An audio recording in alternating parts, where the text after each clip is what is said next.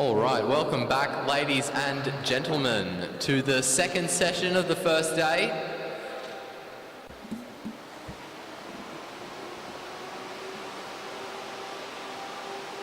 Taking the track now, we have the Elite Women Team Sprint Qualifiers.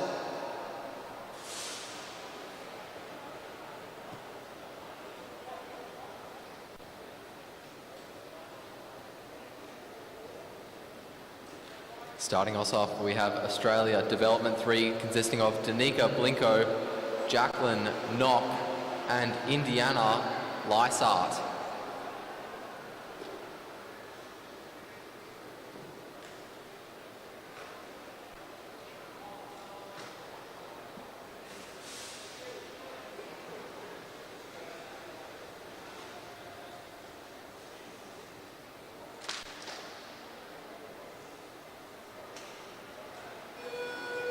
"30 seconds to go before our riders kick off the second session.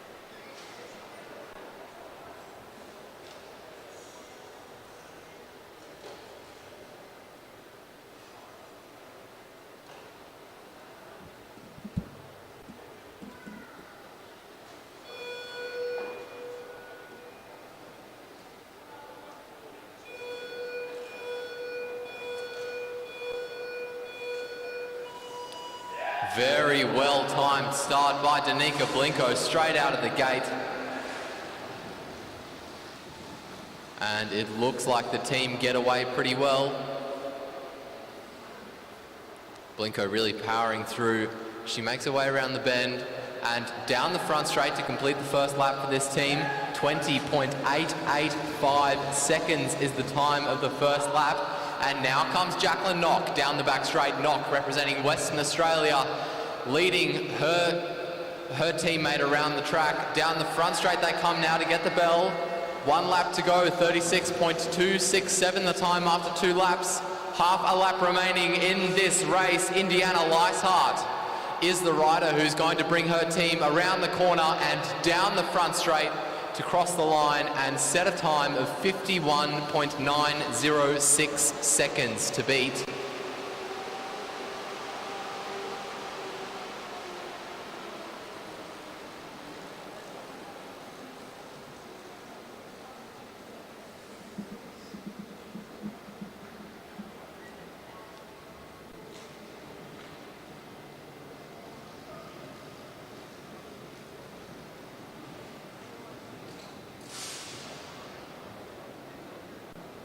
Taking the track next, we have Australia Development 2, consisting of Selena Ho, Thomason Clark, and Eliza Bennett.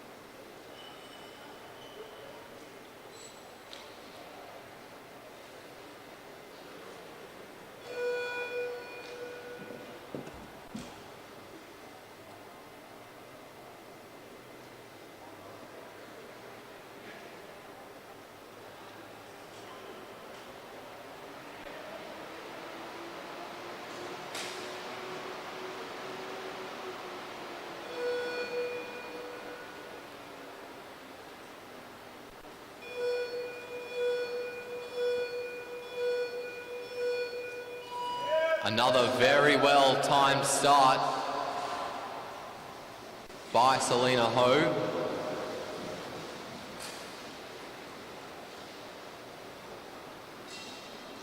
And look at the way that she has just accelerated.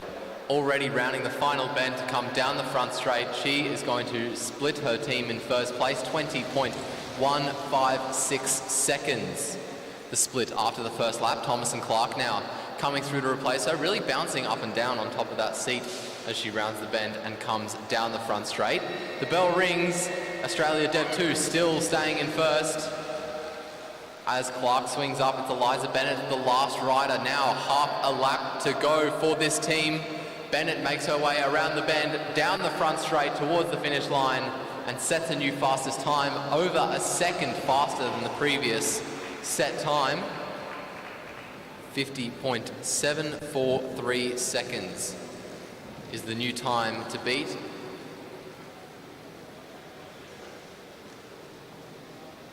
And let's see if Sophie Watts, Brianna Hargrave and Kalinda Robinson of Australia Development 1 can break this.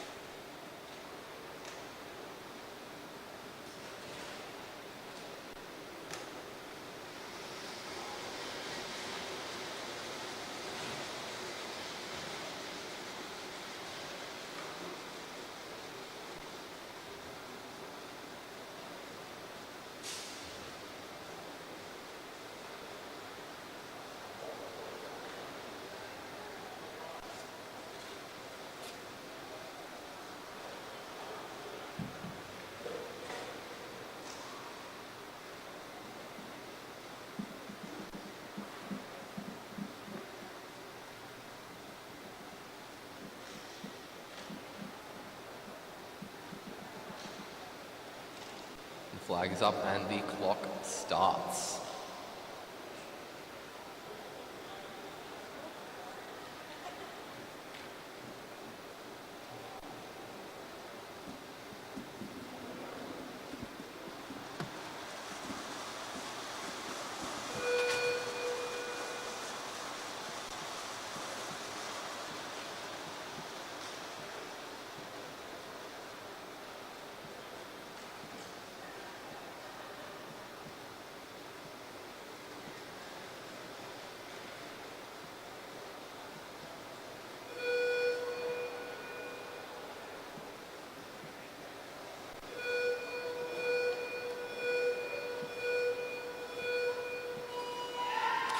A well-timed start by Sophie Watts, getting out of the gate well. Hargrave quick to jump on the wheel. Robinson also looking comfortable on the back there. And as Watts leads her team down the front straight, she leads them through to come first after the first lap, 19.949 seconds. Down the back straight we go, and it's Brianna Hargrave who's coming around now, leading Kalinda Robinson to get the bell. And they're staying in first, 34.255 seconds the time now. 1 lap to go, half a lap to go now for Kalinda Robinson, as Robinson makes her way around the bend for the final time, out of the bank and down the front straight to cross the line with a new fastest time of 49.459 seconds.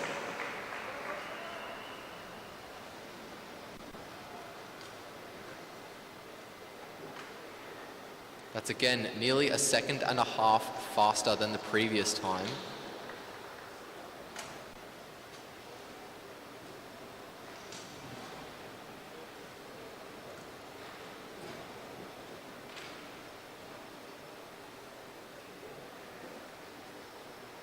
And onto the track come the riders representing Australia, Christina Clonan, Alessia McCaig and Molly McGill.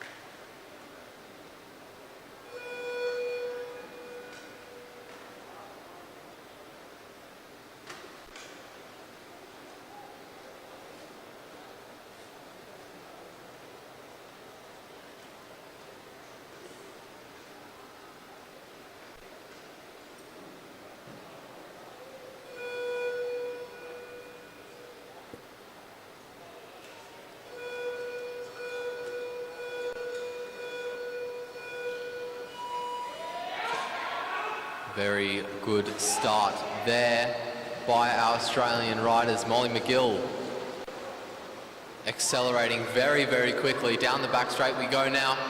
McGill now sits down. Looking very good as she comes through and splits Australia first. 19.079 seconds. Christina Clonan now coming through to replace her. Clonan looking very strong as well as she rounds the bend and comes down the front straight. Clonan is going to split us first again. 33.091 seconds for the Australian team as the bell rings. Down the back straight goes Alessia McCaig now around the bend for the final time. McCaig makes her way down the front straight and sets a new fastest time, 47.978 seconds for the Australians. And coming onto the track now, last but certainly not least, is the team representing New Zealand.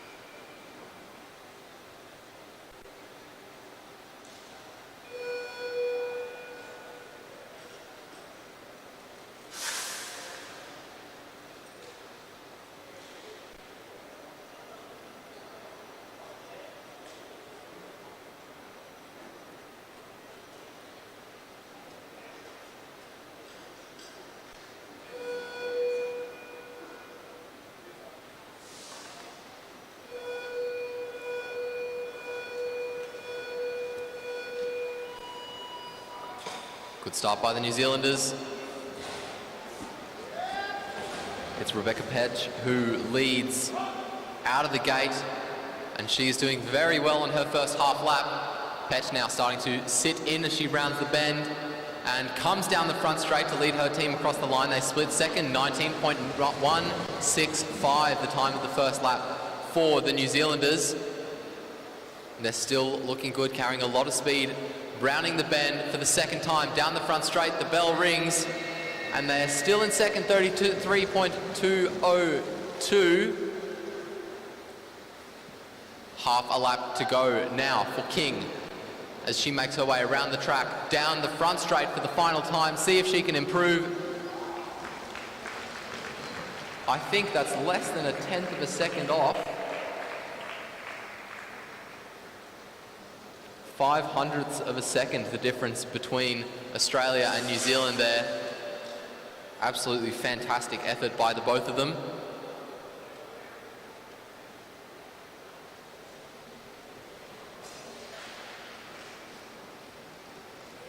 And up next on the track we have the elite men's team sprint qualifying.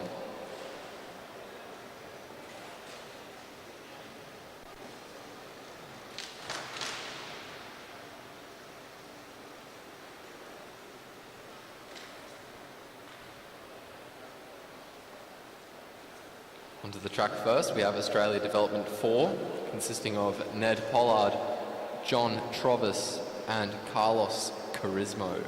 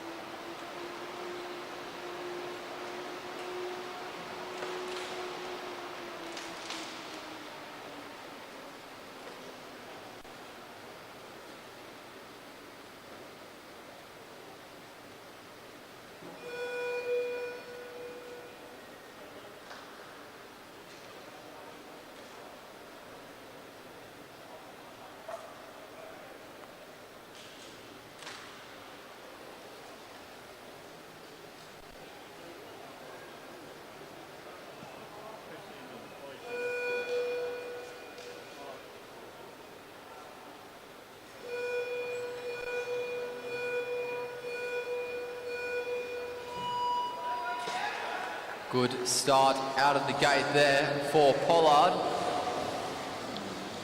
Just pulling away from Travis as he makes his way down the back straight. Travis going to have to do a bit of work in the wind there as Pollard makes his way down the front straight to get 2 to go. He swings up and John Travis comes through to replace him. Down the back straight goes Travis with Carissimo hot on his heels.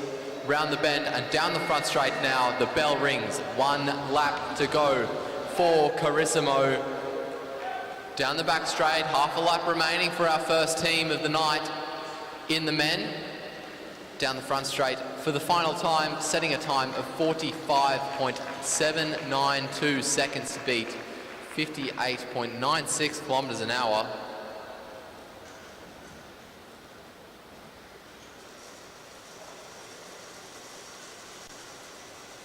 And coming up next, we have Australia Development 3, consisting of Finn Carpenter, Dylan Stanton and Jade Madden.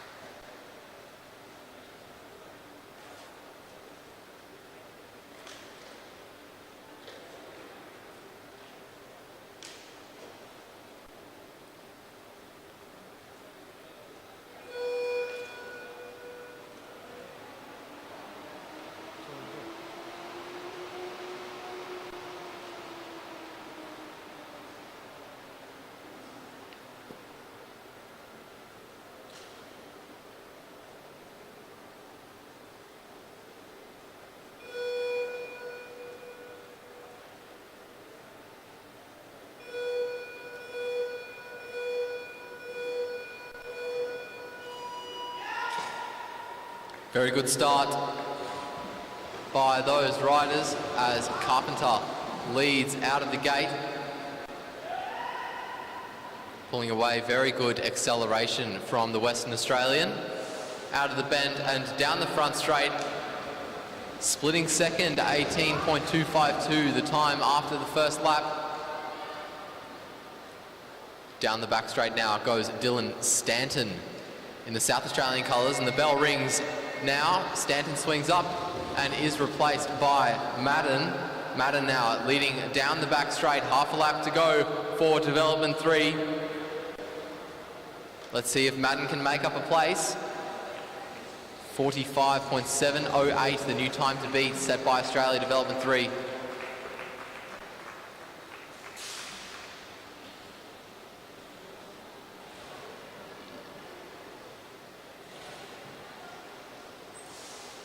Coming onto the track next, we have Australia Development 2, consisting of Max Liebknecht, Danny Barber and Sam Gallagher.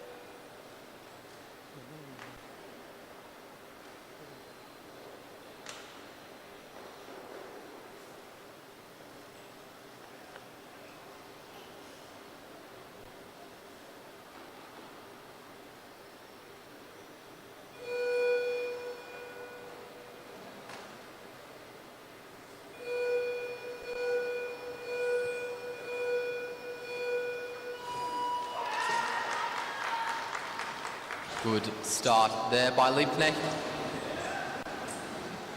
Danny Barber quick to try to close that gap, get as much slipstream from the rider in front of him as he can. Liebknecht leading around the bend and down the front straight. Barber with a good run on behind him. And the Australian Development 2 team split third. Barber now in the lead. Gallagher right on his wheel. Barber leads around the corner, down the front straight, and the bell rings. They move themselves up into first place. And Sam Gallagher just has to finish it off now. Half a lap to go for Gallagher. Around the bend, down the front straight towards the finish line, and he sets a new fastest time by 1.7 seconds of 44.098.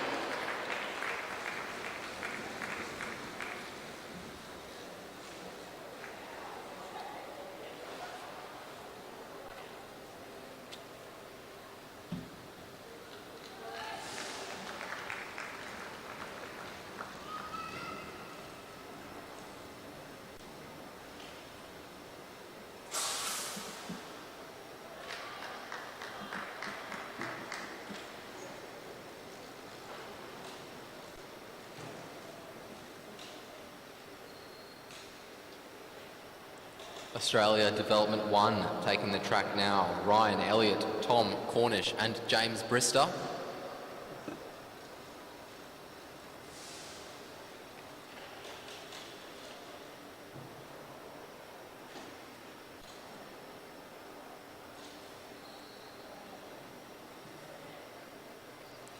Ryan Elliott just waiting to take the bike in the gate.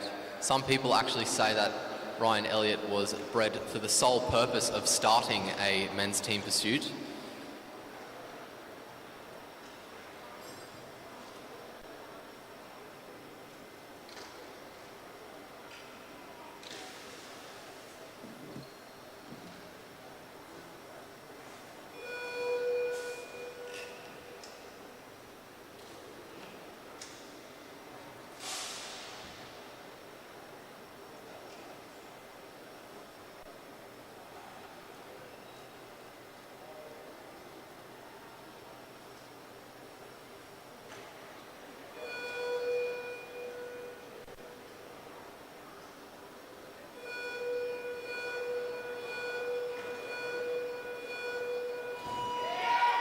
Very good start by those riders there. Ryan Elliott pulling away.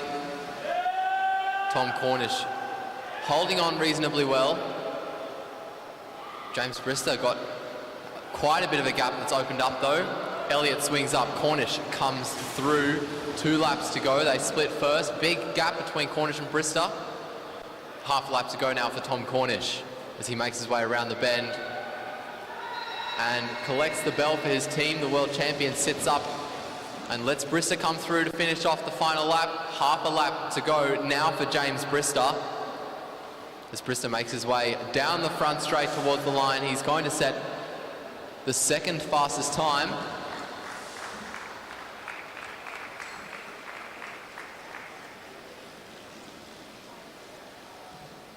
So far, Australia Development 2 maybe looking for a promotion with the new fastest time.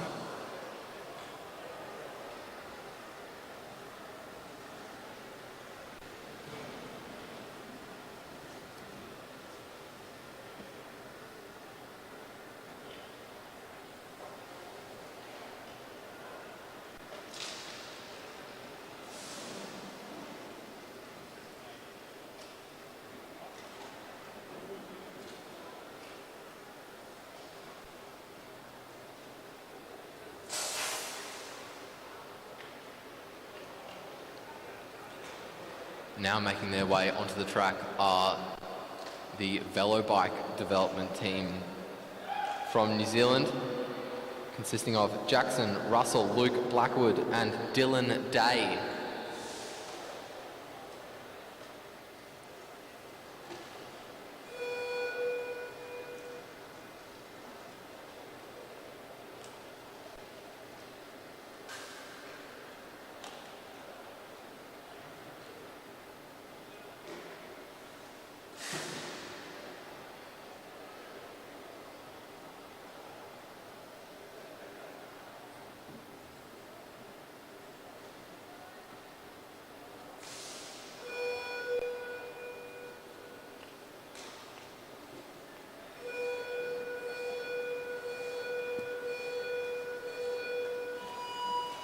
Very good start by the New Zealanders, and it's Russell who's going to lead the trio away around the bend, and down the back straight they go. Jackson Russell gaining a good bit of speed as the riders round the bend and come down the front straight. They're going to split fifth, 18.392 seconds.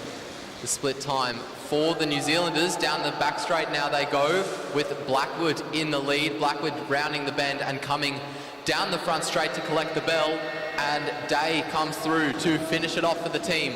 Still in fifth place. Let's see if he can improve. Half a lap to go for the New Zealand team. Day making his way around the bend and down the front straight towards the line. 46.199 seconds puts Velobike Development in fifth place. And we have only the Australian national team to take the track of Lee Hoffman, Nathan Hart and Matthew Richardson.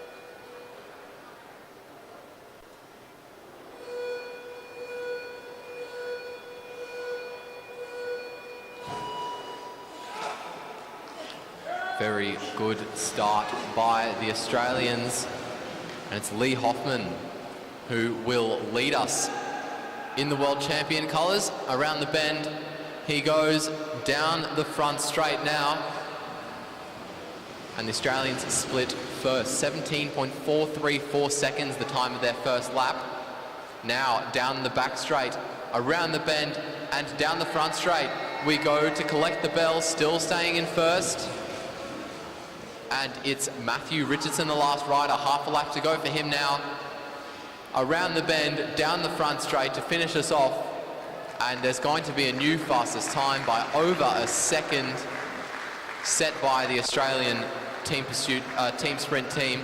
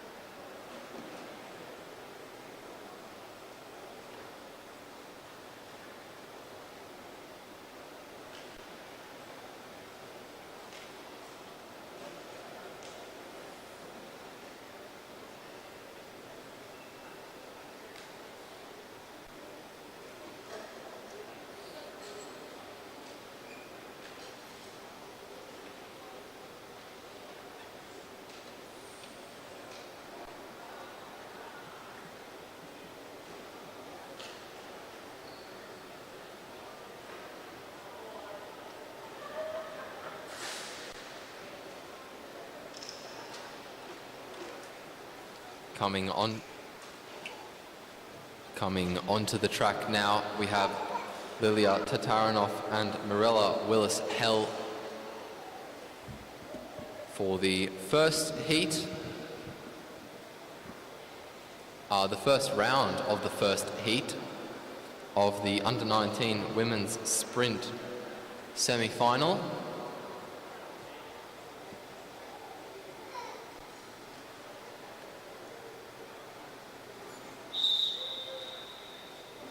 The whistle goes, and Willis-Hell is going to lead Tatarinov to the bottom.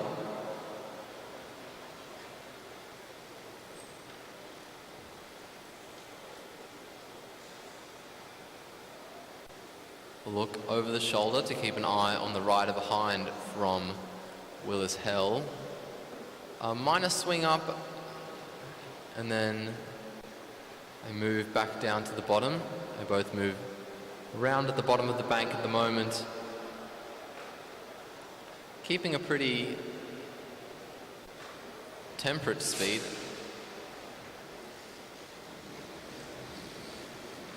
Slowly gaining more and more. Willis-Hell swerving from side to side to try to maybe throw Tatarinov off or force a move. Tatarinov is the first to go as we head down the front straight. The bell rings, 1 lap to go. A pretty good gap that Tatarinov has on Willis-Hell. Is she going to make it up? It looks like Willis-Hell has decided to sit up, and Tatarinov will take out the first sprint.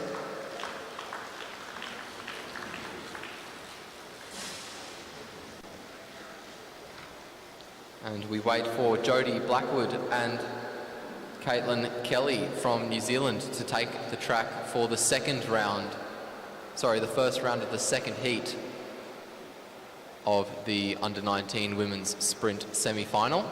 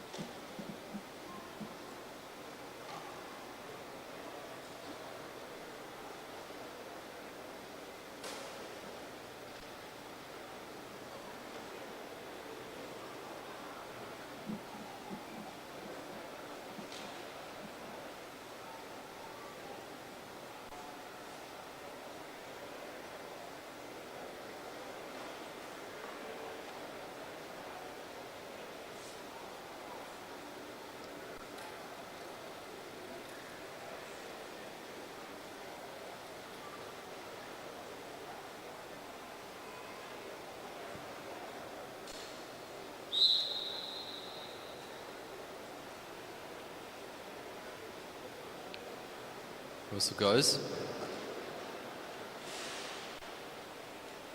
And Blackwood leads Kelly around the bottom of the track at the moment, keeping an eye on the rider behind, make sure that there's nothing that she can do to which Blackwood can't respond. Carrying a bit of height around the bank, forcing Caitlin Kelly to come through on the inside. Kelly now, as they enter the straight, moves up the track. Blackwood and Kelly as well, carrying quite a bit more speed than we saw the Under-19 boys carry in the quarterfinal.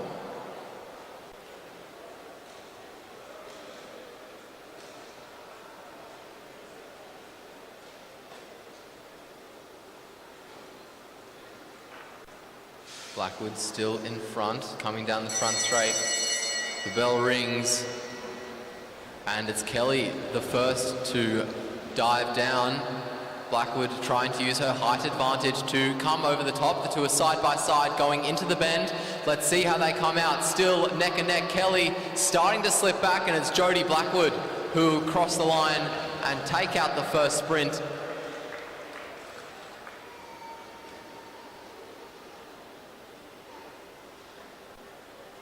And we now look to Noah Mason and Conrad Clark. Mason representing Australia, Clark representing New Zealand. Those riders making their way onto the track now.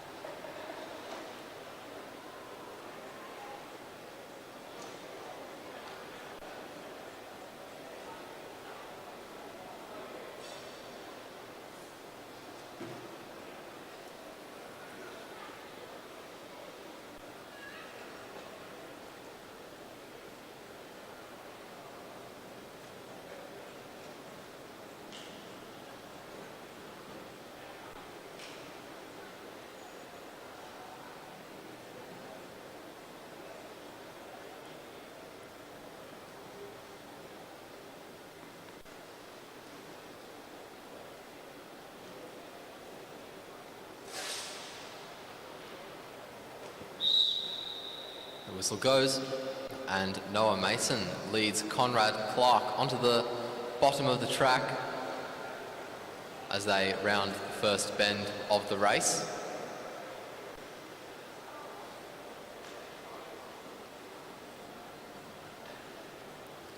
Mason moving up towards the fence and back down, just keeping an eye on Clark behind.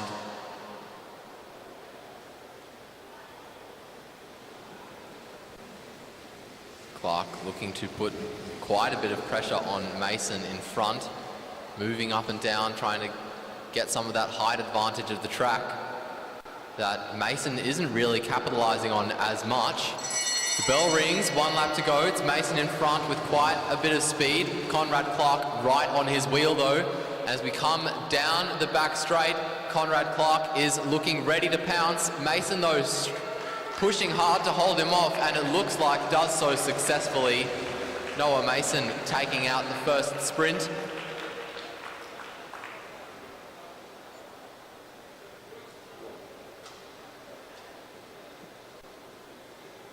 And coming onto the track to finish off our first round of sprint semi-finals, we have Jaden Stanton-Keir and Xavier Bland.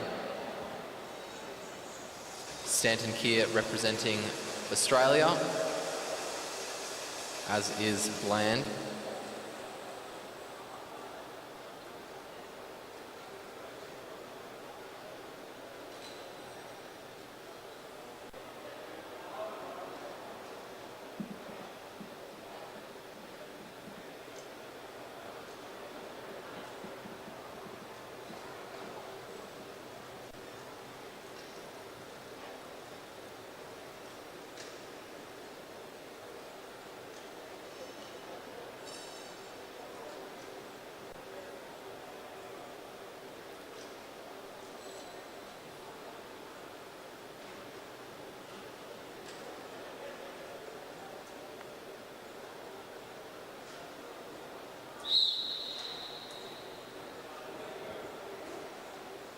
Xavier Bland leads Jaden Stanton-Keir to the bottom of the track for the first to bend.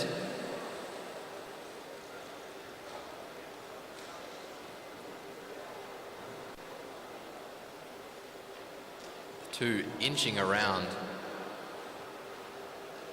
only just now making it onto the straight. Stanton-Keir moving up towards the fence. Bland following, just keeping an eye on Stanton-Keir, making sure that he is as able to respond as possible.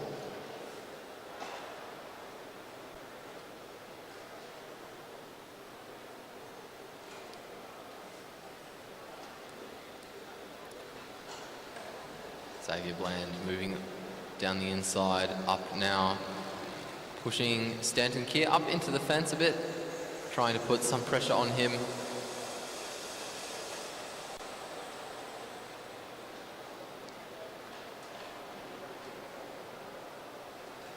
And it looks like Xavier Bland's going to be the first to open up the sprint. The bell rings, 1 lap to go. Stanton Keir had the height advantage, and it looks like Stanton Keir is going to come over the top of Bland. He's at least going to try the two side-by-side going around the bend. Stanton Keir continues to come forwards, and Jaden Stanton Keir is going to take out the first sprint.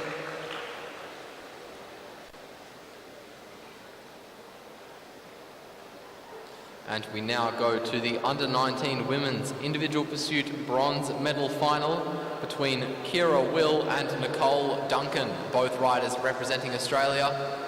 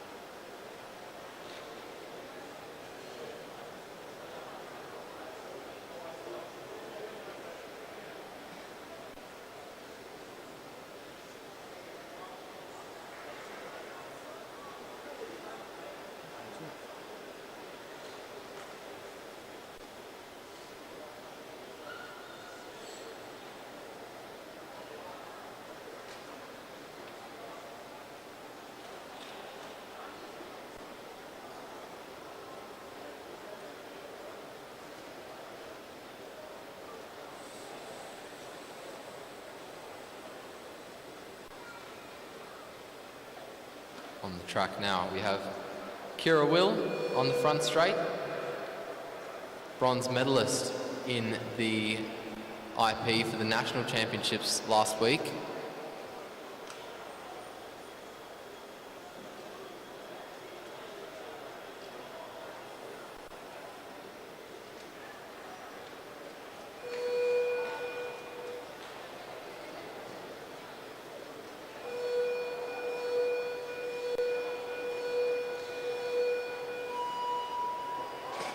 Pretty good start on both sides there.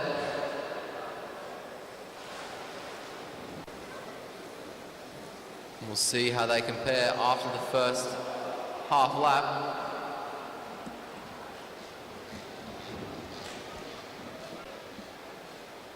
Both riders are starting to settle in now. It's Nicole Duncan, over half a second ahead of Kira Will after the first lap. Let's see if she can hold on to that lead. We've seen time and time again how easily these IPs can turn around. But it looks like that gap is continuing to open to 0.844 seconds in the favour of Nicole Duncan. Around the bend, down their respective straights. 0.669, so the gap is starting to close in the favour of Kira Will. Round the bend, both of them go down the opposite sides of the track. 4 to go. Our riders have reached the halfway mark in their race. And we're almost neck and neck.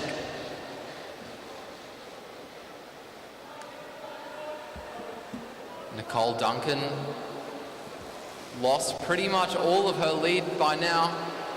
Looks like she might have just slipped into second. Coming around, these riders are going to get 2 laps to go.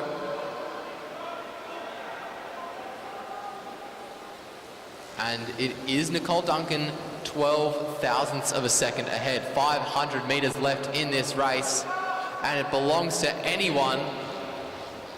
Both riders fighting very, very hard. Kira Will with a very good posture, a lot of determination, and now she's really starting to put in the gap. Half a second for Nicole Duncan to make up over the next lap. Kira Will still looking very strong, and she rounds the corner, comes down the front straight, and will secure herself by over a second an Oceanic bronze medal.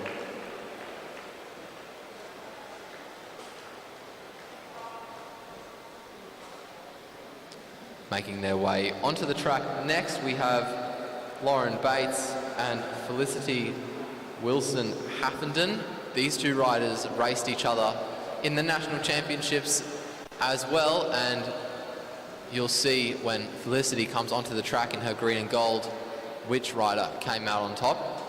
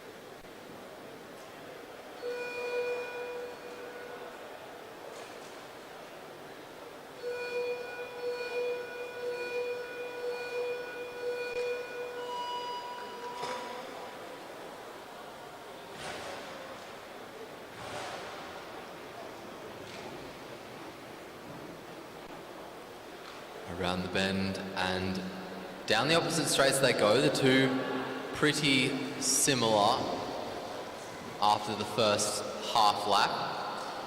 As we look to the timing board, it is Felicity Wilson Haffenden who's about a fifth of a second ahead of Lauren Bates after the first lap. Both riders starting to settle in now. Wilson Haffenden with a lead over Lauren Bates. It's expanded by half a second over the last lap. Let's see how that changes. It looks like Wilson Haffenden is significantly quicker. That gap continuing to open. Wilson Haffenden just looking more aggressive. An entire second is the gap that is opened up between the two riders over the last lap. Wilson Haffenden looking extremely strong as she makes her way down the front straight. 4 laps to go. We're halfway through. Lauren Bates coming through almost 3 seconds down on the Australian champ. Bates making her way down the front straight now. And down the front straight now also comes Felicity Wilson Haffenden. Lauren Bates coming through just over 3 seconds, so the gap stagnating a little bit over that last lap. Lauren Bates is going to really have to pull something out if she wants to close this over the next 500 metres. 2 laps to go for Felicity Wilson Haffenden. Lauren Bates, again the same gap, so the past three laps, no change in the gap really. Down the front straight comes Felicity Wilson Haffenden. Lauren Bates going down the back straight, collecting the belt for herself. Taking half a second out of the gap is a pretty good move, but with only half a lap to go, it looks like, ladies and gentlemen, Felicity Wilson Haffenden will be your Oceanic champion.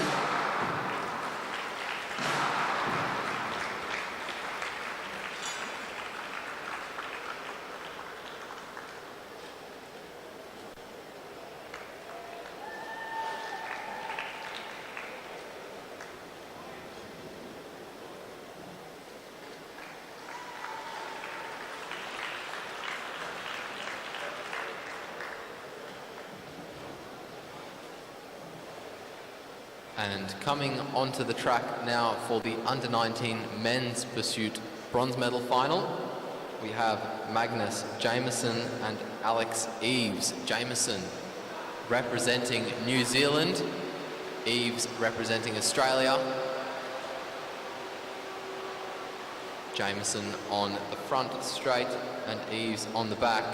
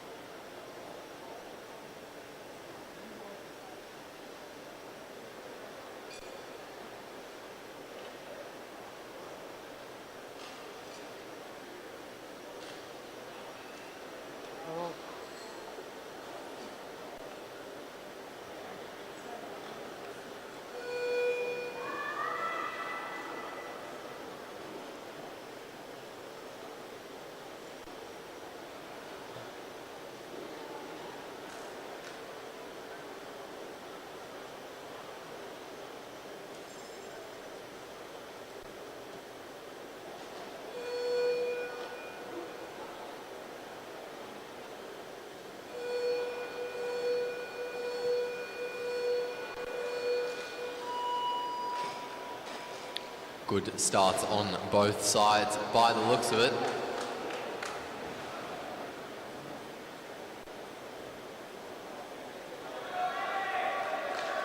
Both pretty even after the first half lap. I think that was Alex Eves just ahead, but we'll look to see the splits.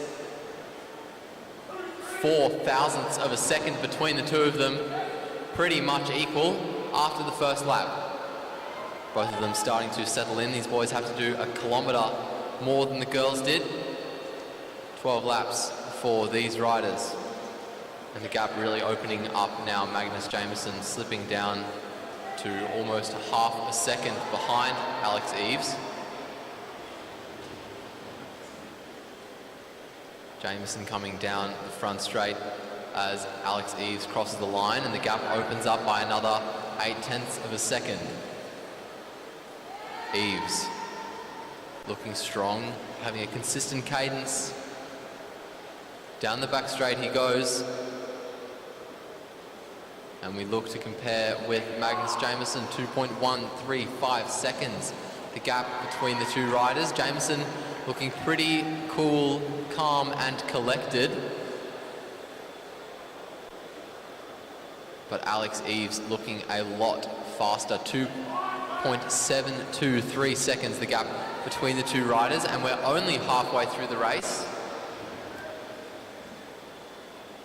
It means for Jameson that there is a lot of time for this to turn around for him, but he's really going to have to stick to the pace he set for himself.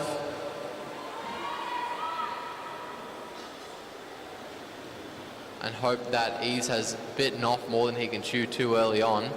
Eves crossing the split line again, and here comes Jameson down the front straight, 3.5 seconds down. There's a lot to make up with just over a kilometre to go now.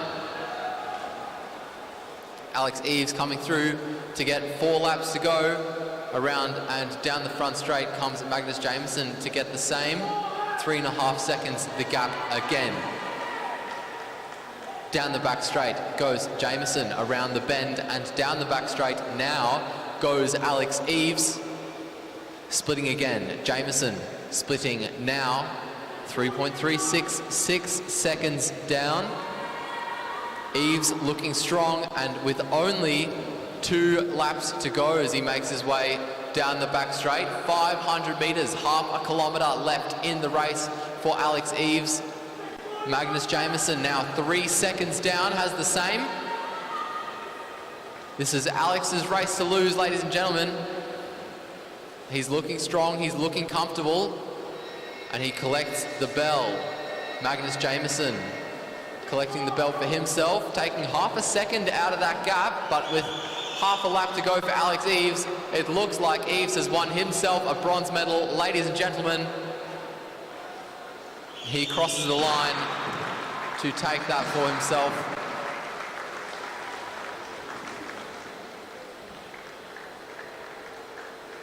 Coming onto the track now we have Noah Blannon and James Gardner. Gardner was the first rider to go off in our IP qualifiers, and he held off every single rider by a several second margin until Noah Blannon came in and beat that time by about 8 seconds.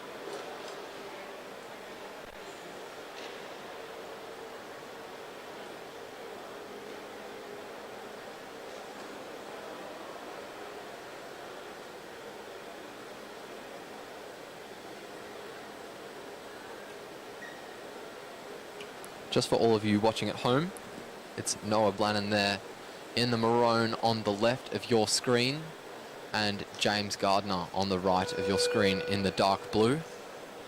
So just to repeat, focus your attention on the left of the screen. Very good start by both sides.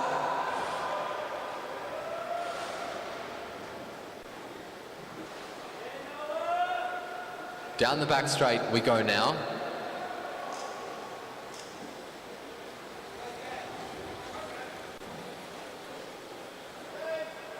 Both riders looking pretty good. Noah Blannon with the faster first lap by almost a second on James Gardner. Let's see how this changes over the course of the race. As we come around for the second lap, Noah Blannon splits 37.49. 1.11 seconds down is James Gardner, so that the change really diminishing, but still growing in the favour of Noah Blannon. As Blannon makes his way down the front straight to get 9 laps to go. He's already a quarter of the way through, and the gap has opened up another 0.3 of a second to James Gardner. Gardner looking strong, looking comfortable and looking composed, but Noah Blannon just looking that much quicker, turning his legs over very nicely, tucked in, just focused on his race. And Blannon is going to come around to get 7 laps to go. James Gardner doing the same now. 2.025 seconds is the gap. 2 seconds is what Gardner has to make up in the next half of this race. Blannon making his way around the bend and down the front straight to get 6 to go. James Gardner now getting 6 to go as well. 2.423 seconds is the gap. Noah Blannon continuing to open this gap up, and it looks like James Gardner is starting to struggle on top of that, really starting to stiffen up a bit more, rocking his body a little bit more. 2.923 seconds, another half second taken out. Noah Blannon really putting James Gardner through the wars as Blannon makes his way down the front straight. He's got 1 kilometre to go, 3.362 seconds. Ladies and gentlemen, James Gardner put out an absolutely phenomenal time today. He's really pushing very hard, but Noah Blannon is doing incredibly well. Almost 4 seconds the gap between the two riders. At the 3 to go mark, Noah Blannon rounding the bend now, just on the same straight as James Gardner, coming through to get 2 to go for himself. 2 to go now for James Gardner. We can't see the splits anymore. 1.5 laps to go for Blannon. 1.5 laps to go for James Gardner. James Gardner looking like he's really starting to hurt now. 1 lap to go for Noah Blannon, 2.59. James Gardner, 3.04, so about 5 seconds is the gap between the two riders. Ladies and gentlemen, as he rounds the bend, give him a round of applause. Noah Blannon, your Oceanic IP champion. absolutely stellar effort, putting out again a very, very good time, 3:16, maybe about just less than 3 seconds off the national record, unofficially.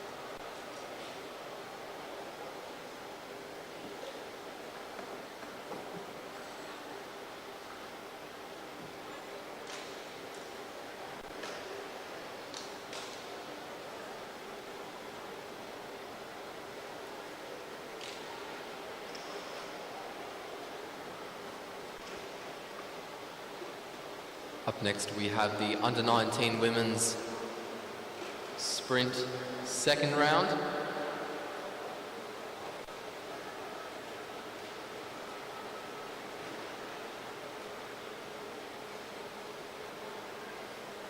Lilia Tatarinov on the inside this time of Mirella Willis-Hell.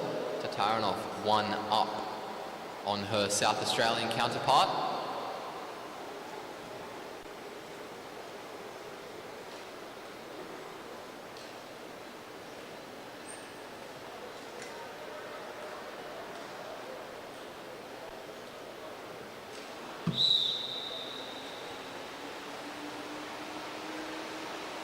Whistle goes. Tatarinov leading slowly, keeping an eye over her shoulder on Willis-Hell behind.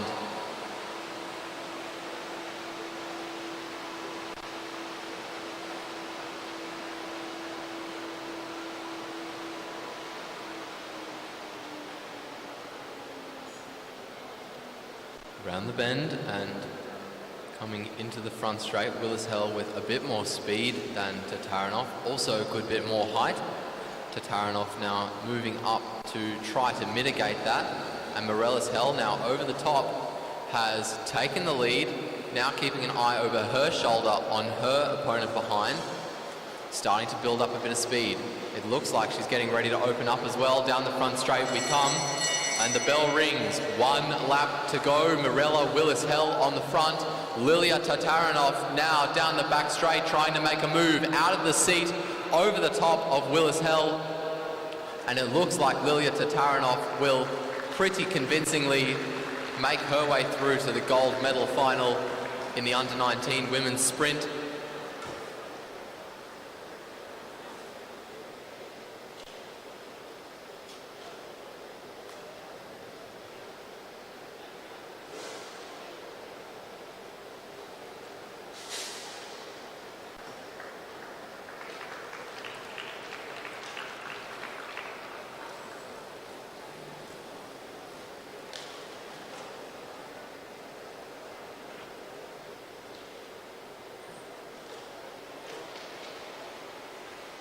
Three laps are what these riders have to do as they make their way onto the track. Josie Blackwood from New Zealand, 1 up on Caitlin Kelly, also from New Zealand.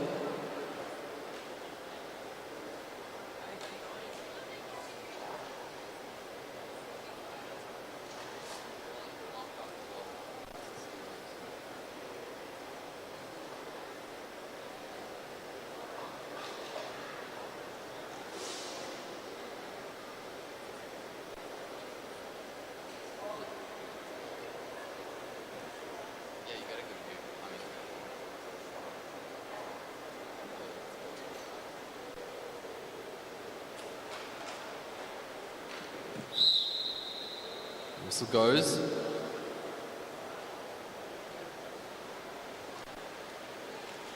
Caitlin Kelly leading Jodie Blackwood around the bottom of the bank. look over her shoulder as the riders make their way up towards the fence. Blackwood really tucked down in a Mac Later kind of way.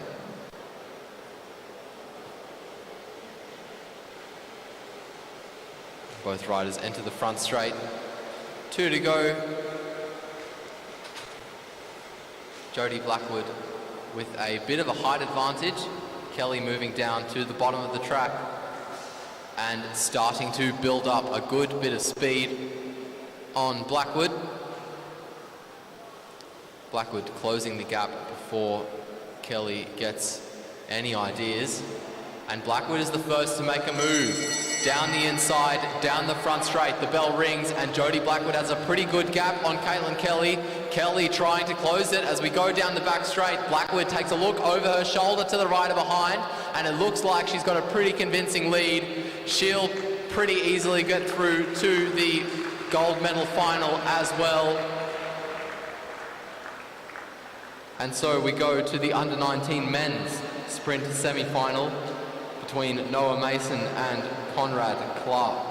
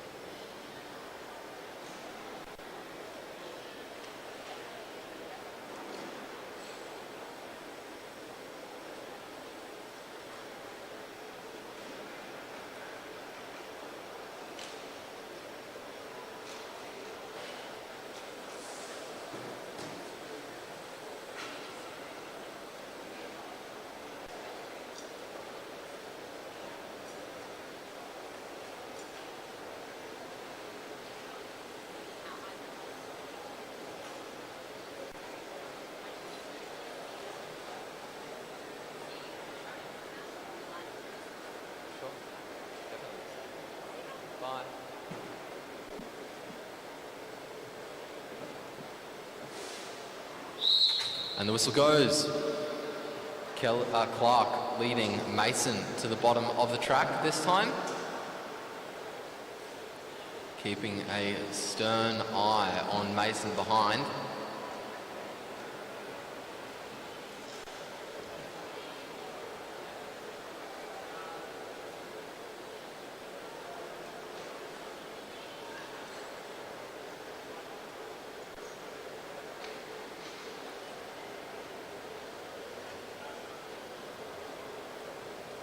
Mason not letting too big of a gap open up both riders now as we enter the front straight,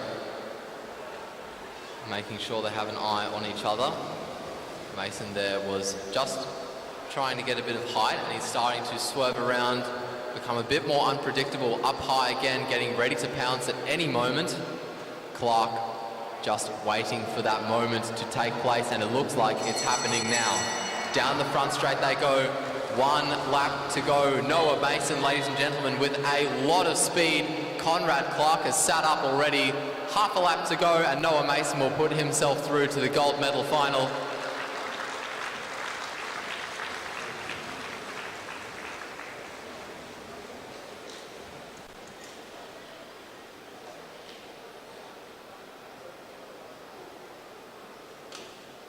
And up next we have Jaden Stanton-Keir and Xavier Bland.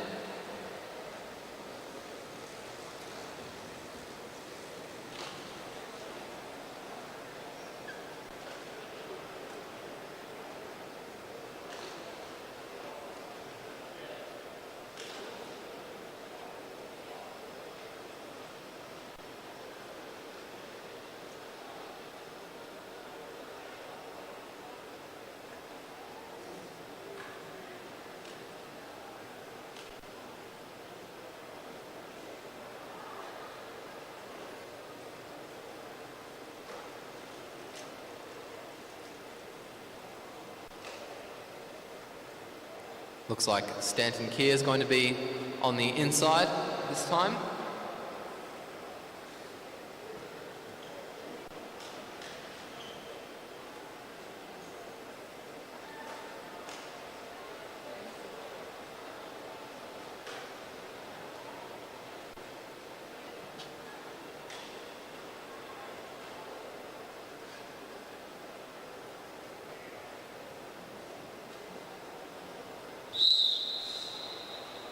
The whistle goes. Stanton Kia leads Bland to the bottom of the track very slowly.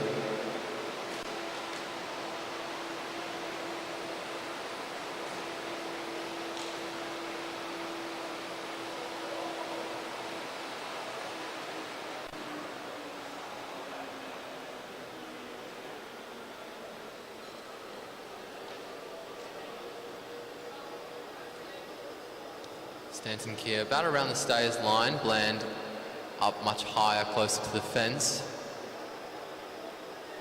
Swerving around a bit more, trying to be more unpredictable and use the banking to the best of his ability. 2 to go. Stanton Kia on the inside, keeping a good eye on Xavier Bland as Bland moves up high towards the fence.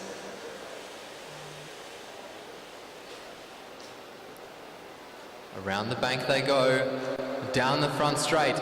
It's Stanton Kia who's going to be the first to make a move. The bell rings. Stanton Kia with a good gap on Bland. Bland closing it very quickly though. Down the back straight, Stanton Kia still with a good lead, and around the bend, Bland hasn't come around yet. Down the front straight he's going to try, but Stanton Kia is going to hold on and put himself through to the gold medal final.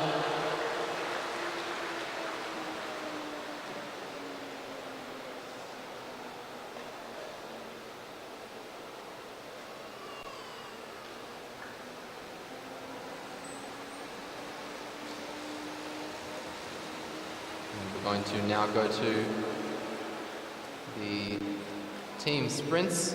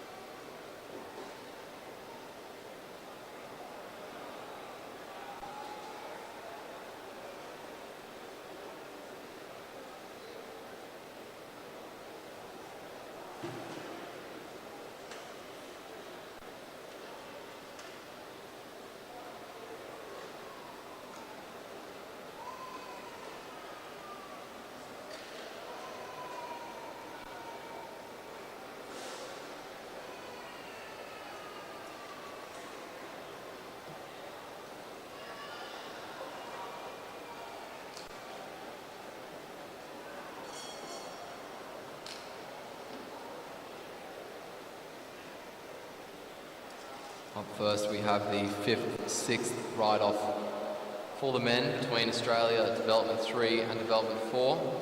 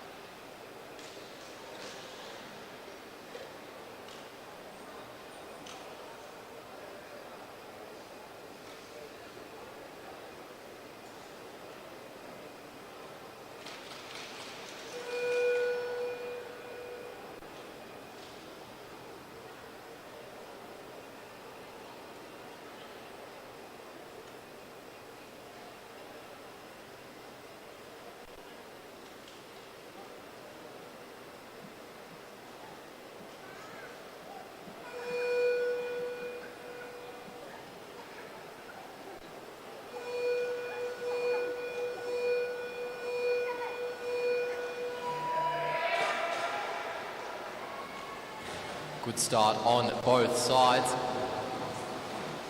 Carpenter leading for Australia on the front straight team.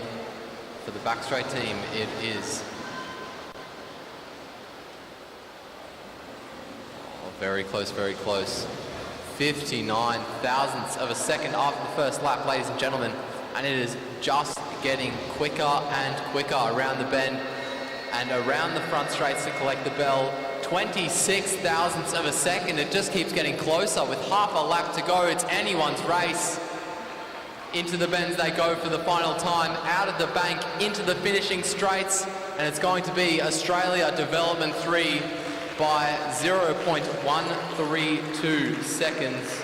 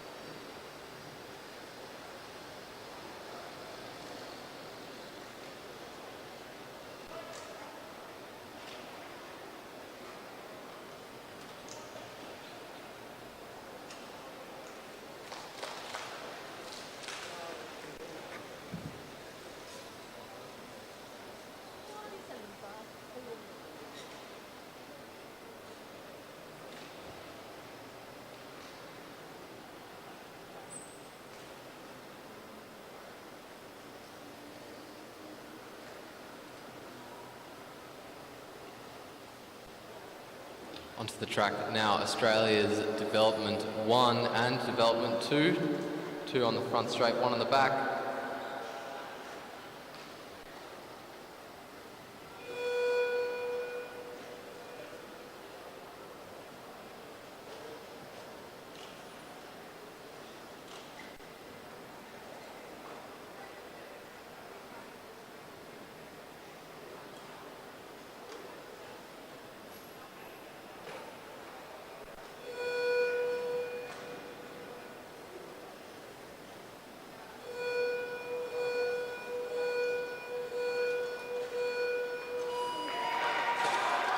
Very, very good start on both sides. Liebknecht pulling away from Barber. Cornish holding on to Elliott well. Brister again struggling to hold the wheel of Cornish. Cornish comes through with a good run. Barber also comes through with a very good run. Half a second the gap in the favour of Development 1. Cornish down the back straight and Brister comes through. Gallagher to finish for the front straight side. Half a second he has to make up. It's going to be a lot, but it looks like it's going to be close. He made about a tenth, but it's still going to go to Australia Development 1 with a very good time of 43.366 seconds, securing them the bronze medal.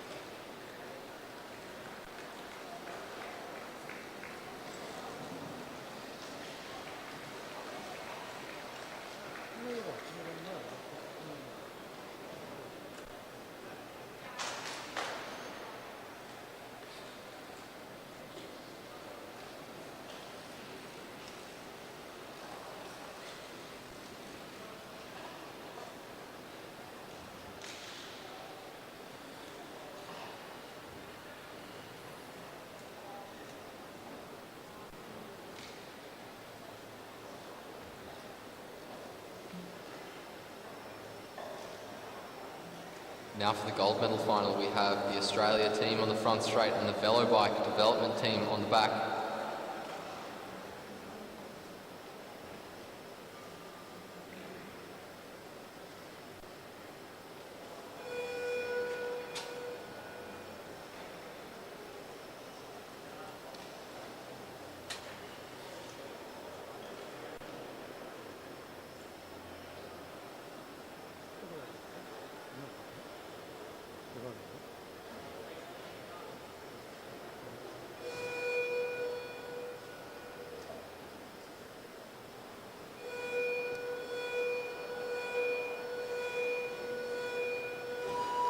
Very well timed start there.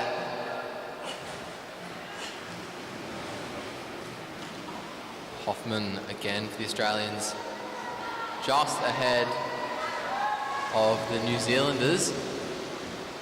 Russell looking very, very strong, splitting 0.643 seconds behind though.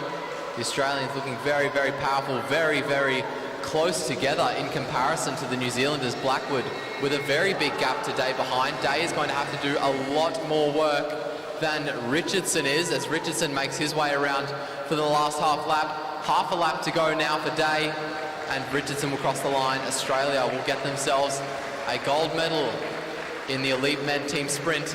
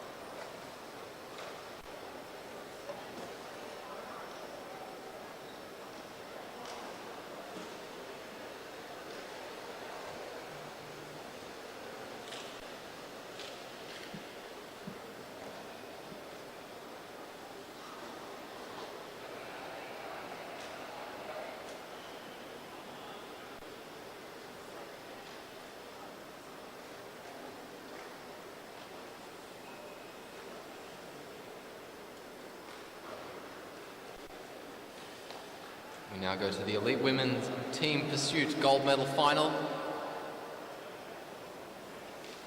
On the front straight, representing Australia, Claudia Marks, Ali Anderson, Sophie Edwards and Chloe Moran. On the back, for New Zealand, Sammy Donnelly, Prudence Fowler, Jessie Hodges and Riley McMullen.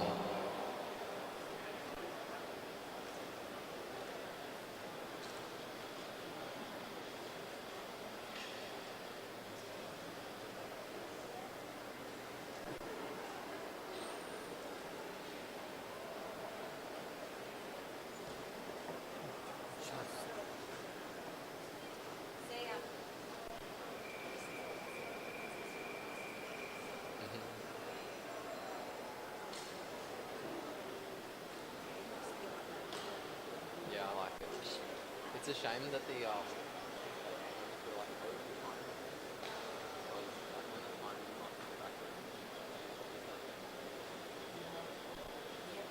but it's still really cool. Yeah, yeah.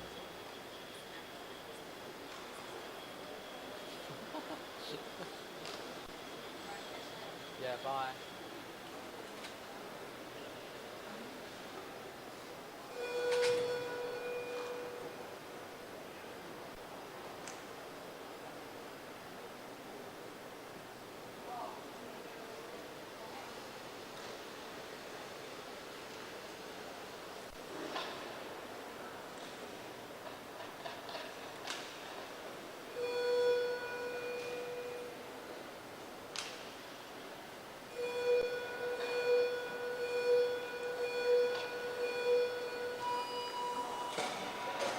Good starts by both. Very good start by the Aussies. Falling into line just before the New Zealanders did. And ahead at the first half lap.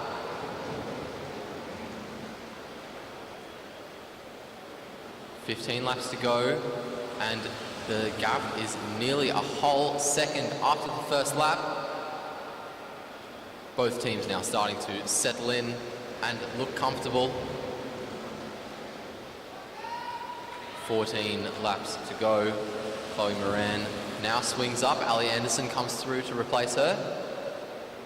Meanwhile, for the New Zealanders making their way down the front straight, it is Hodges who leads. 1.594 seconds the gap after just 3 laps. Round the bend and down the front straight now leads Sophie Edwards for Australia. The gap starting to close in the favour of the Kiwis.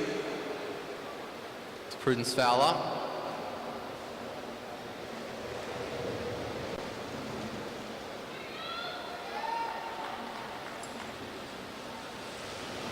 .713, so the gap really starting to close in the favour of the New Zealanders as we reach 11 laps to go.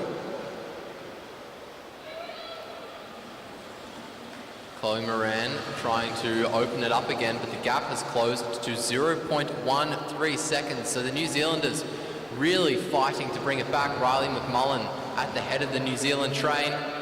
9 laps to go. We're a quarter of the way through, and New Zealand splits first by 0.156 seconds. Ali Anderson trying to bring it back for the Aussies. Meanwhile, Donnelly from New Zealand trying to open it up further. Australia bring it back though, 0.133 seconds in the favour of the Aussies. And that gap still in the favour of the Aussies after the next lap. Sammy Donnelly swinging up and swinging back down. And the Kiwis starting to fall behind again, 0.626 seconds is the gap. Ali Anderson is out. Only 3 Australian riders left, and we've just got past the halfway mark of the race. 6 laps remaining, 4 New Zealanders versus 3 Australians. Edwards on the wheel of Moran. Meanwhile, for the New Zealand team, it's Hodges who leads. Jessie Hodges looking strong, looking smooth. The New Zealand team in general looking quite cohesive as they make their way down the front straight. The Australian team still with a good bit of a gap as Jessie Hodges swings up and makes her way onto the back.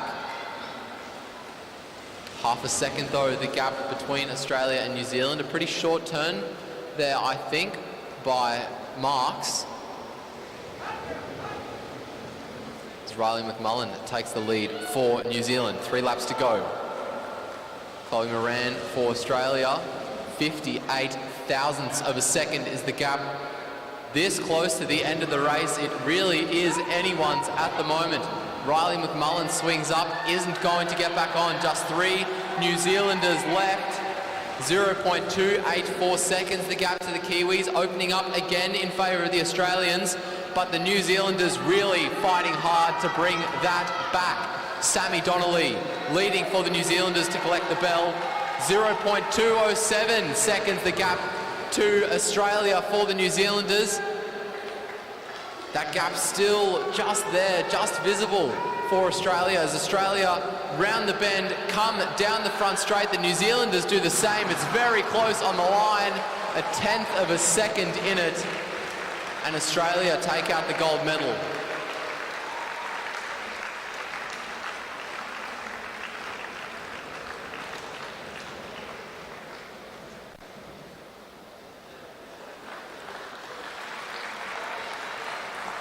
Very good effort from both of those teams. A very, very exciting team pursuit final.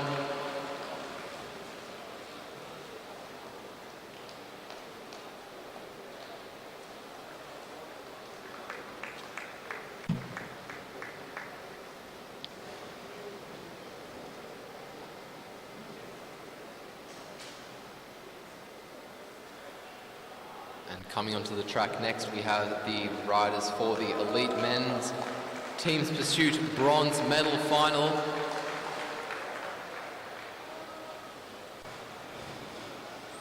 Liam Walsh John Carter, Graham Frizzley and James Moriarty versus Taryn Cook, Dalton Stretton, Leo Zimmerman and Angus Miller.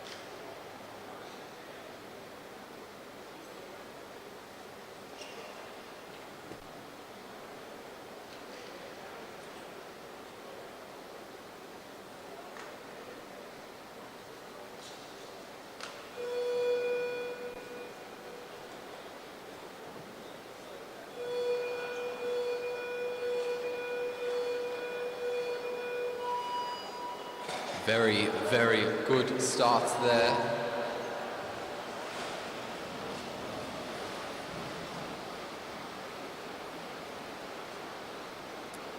Liam Walsh leading the ACT team just ahead of Australia Composite.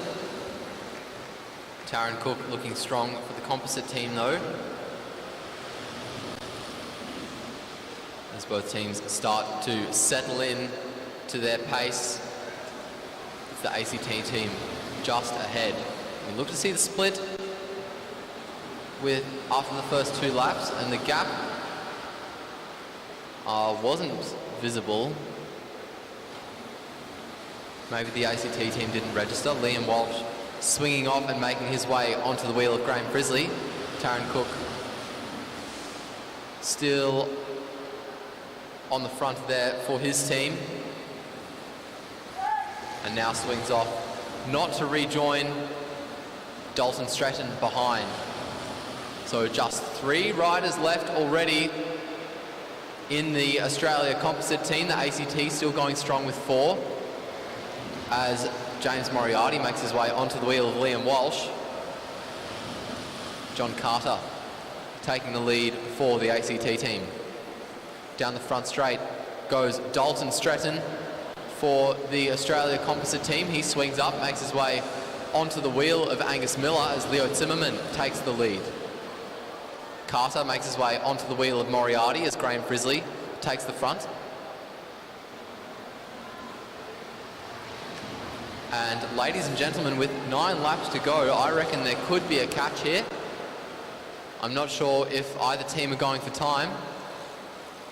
Round the bend and down the front straight come the composite team. Now, so do the ACT team, looking very quick, very strong.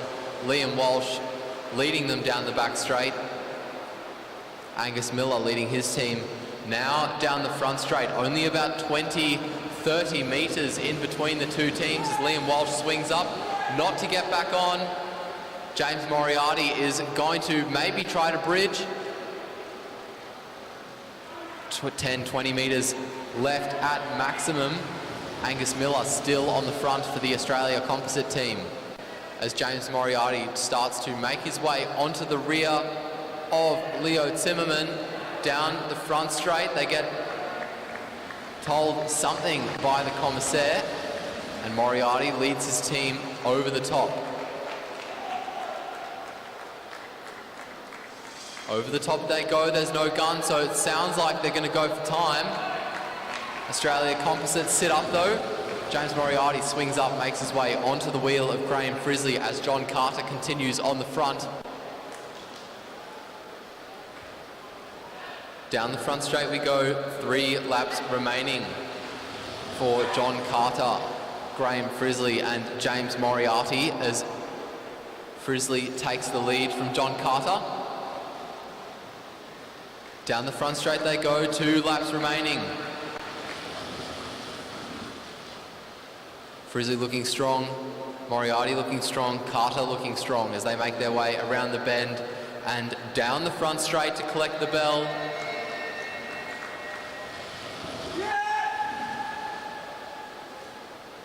Half a lap to go now for these riders, the ACT team. Looking strong as they make their way down the front straight and cross the line to set a time of 3:54.838.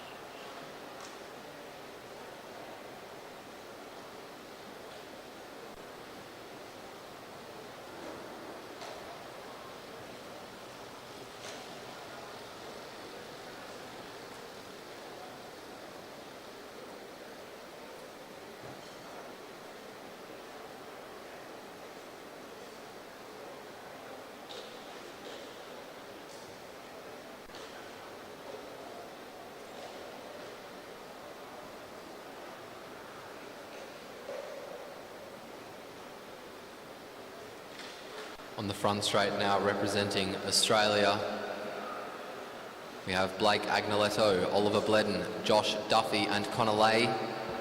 And on the back for New Zealand, Nick Kurgazoo, Dan Bridgewater, Keegan Hornblow and George Jackson.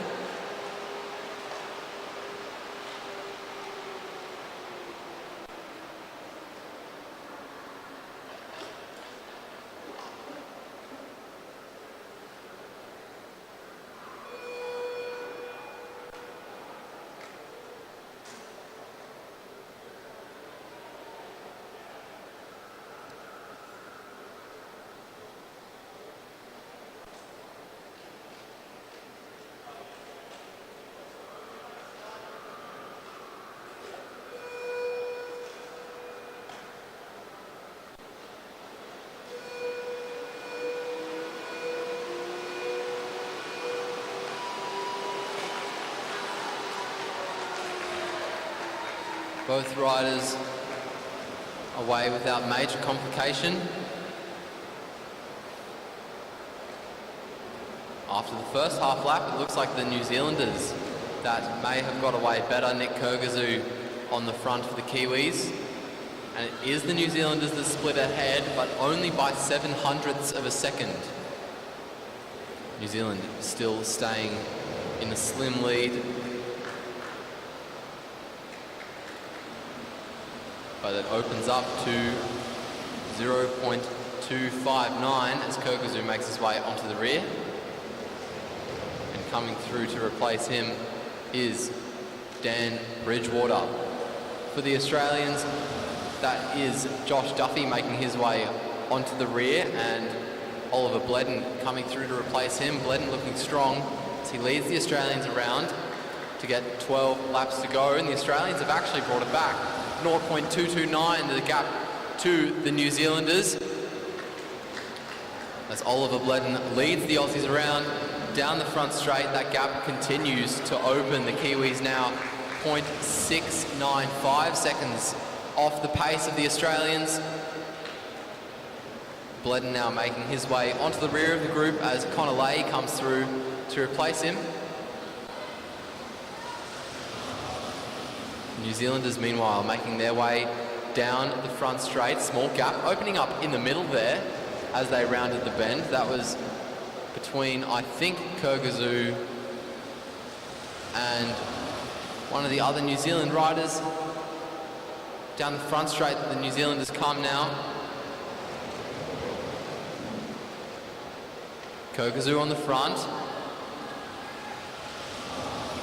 And just look at the Australians and how much cohesion they have, how smooth their changes are.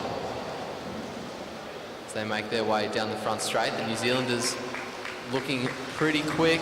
Half a second is the gap at the halfway mark.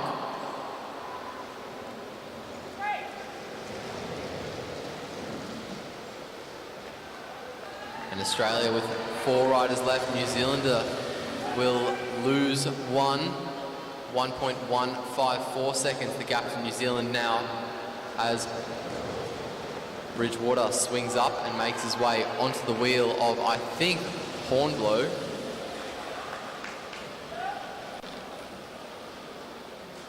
Coming down the front straight is George Jackson for New Zealand. Down the front straight for Australia now is Blake Agnoletto. Australia with only 3 riders left as well. Agnoletto swinging up, making his way onto the wheel of Oliver Bledden as Connolly takes the lead. 2.61 seconds the gap to New Zealand now. It looks like Australia's race to lose. Lay down the front straight to get 2 laps to go, just half a kilometre remaining in this men's team pursuit. New Zealand fighting hard down the front straight at the moment, but as the bell rings for the Australians, it looks like it's well and truly an Australian victory. Half a lap to go, almost 3 seconds the gap. 3 abreast across the line. Australia win the gold medal.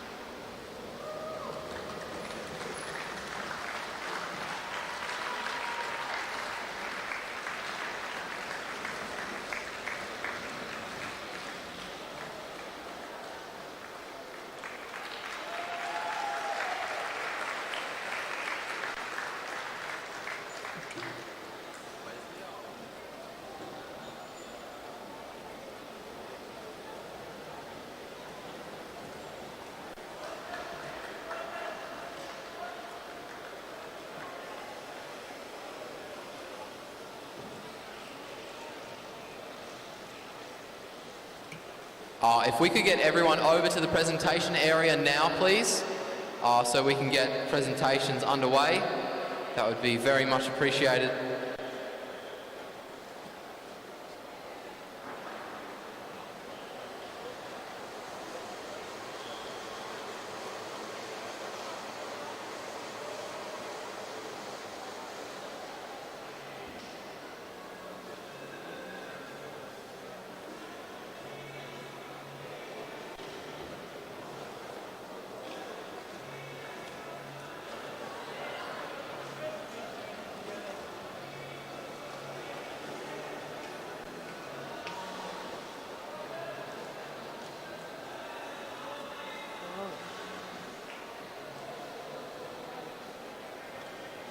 The Gear Shop Brisbane are up on the concourse. If you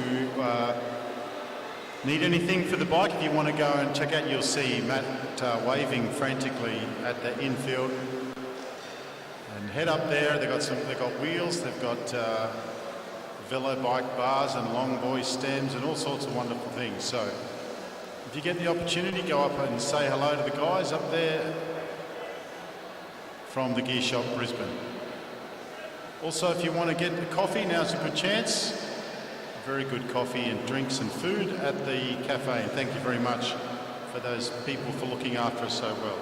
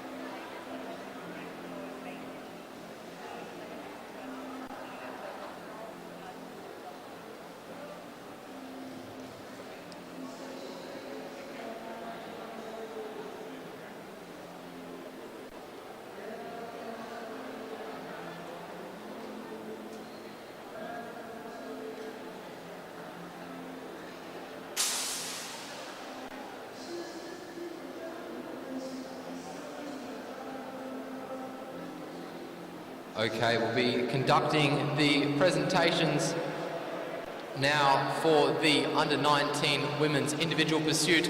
In third place, representing Australia, Kira Wills.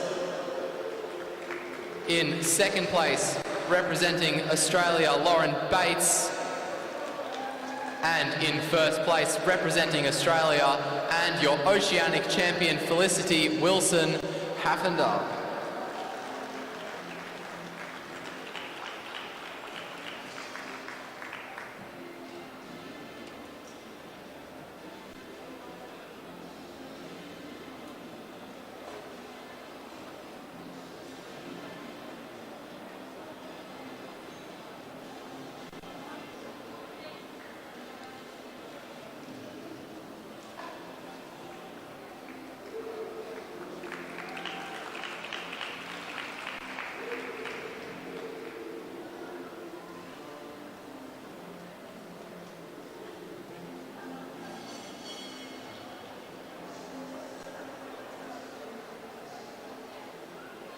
Moving on to the under-19 men individual pursuit. In third place and winner of the bronze medal, Alex Eves, representing Australia. In second place and winner of the silver medal, representing New Zealand, James Gardner. And in first place, your Oceanic champion and winner of the gold medal, representing Australia, Noah Blennon.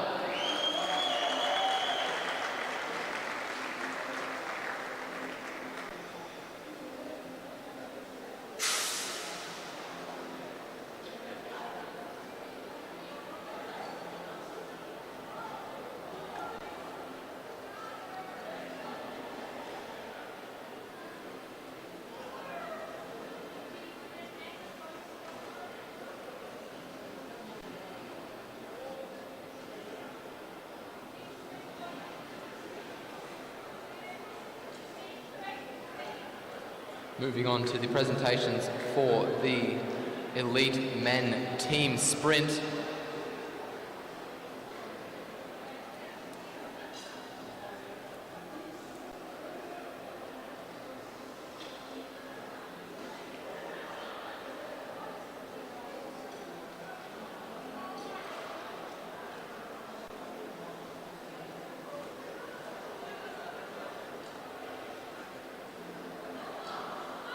In third place and winners of the bronze medal, Ryan Elliott, Tom Cornish and James Brister.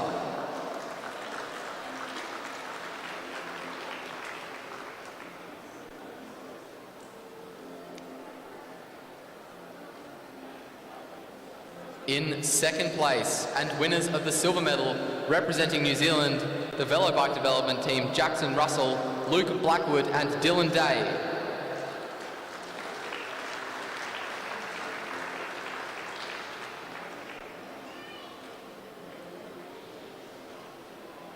And in first place, winners of the gold medal and your Oceanic champions, representing Australia, Lee Hoffman, Nathan Hart and Matthew Richardson.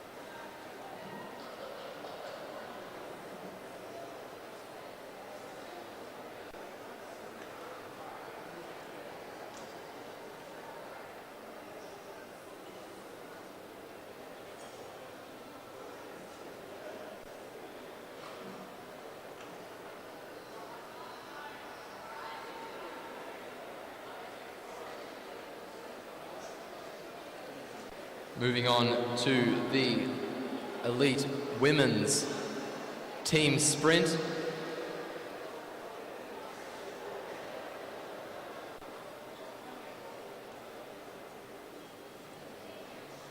Elite Women's Team Pursuit.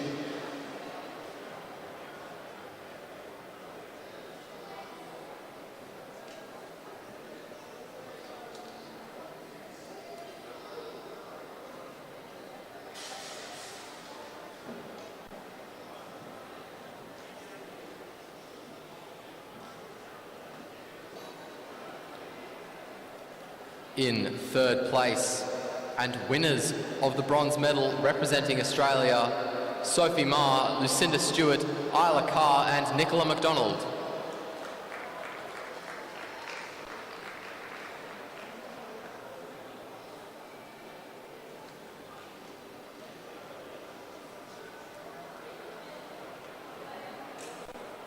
In second place, winners of the silver medal representing New Zealand, Sammy Donnelly, Prudence Fowler, Jess Hodges and Riley McMullen.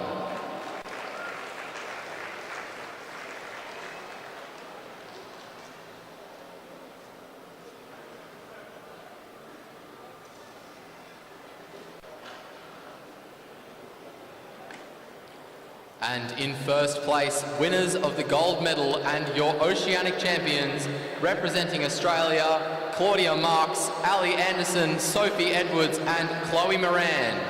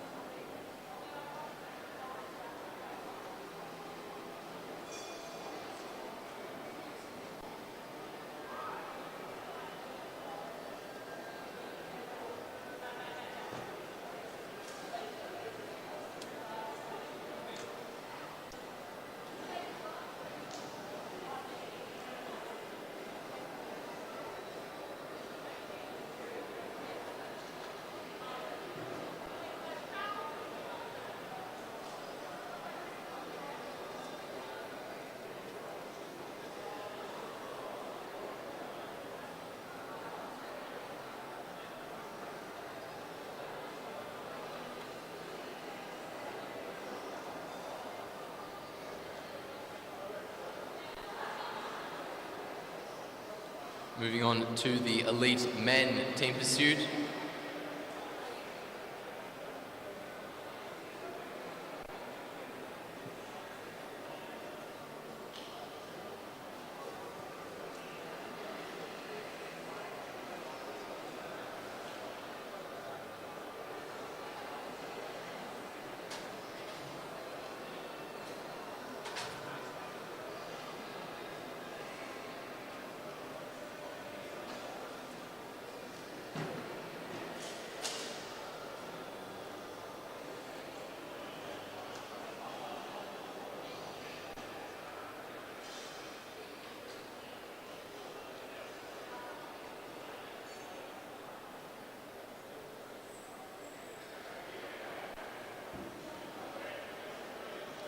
In third place and winners of the bronze medal, representing Australia, Liam Walsh, John Carter, Graham Frisley and James Moriarty.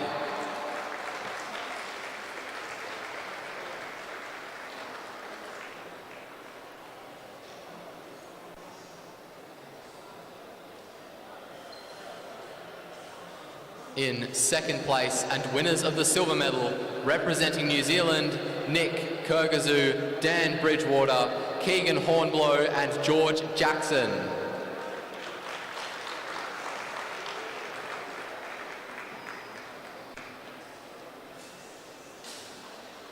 And in first place, winners of the gold medal and your Oceanic champions, representing Australia, Blake Agnoletto, Oliver Bledden, Josh Duffy and Connor Lay.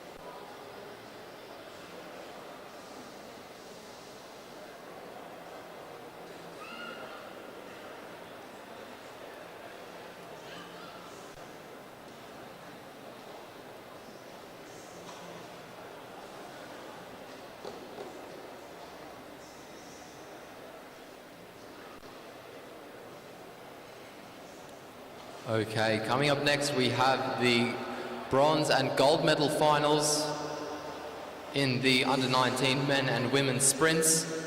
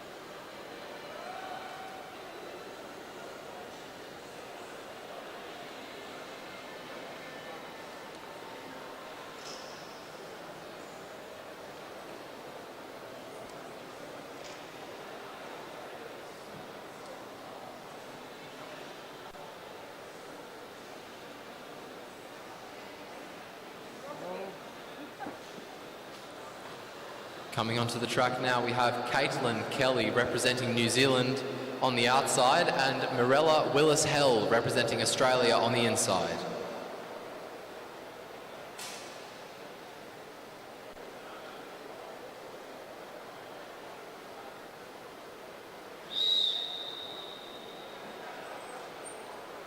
The whistle goes and Mirella Willis-Held leads Caitlin Kelly to the bottom of the track.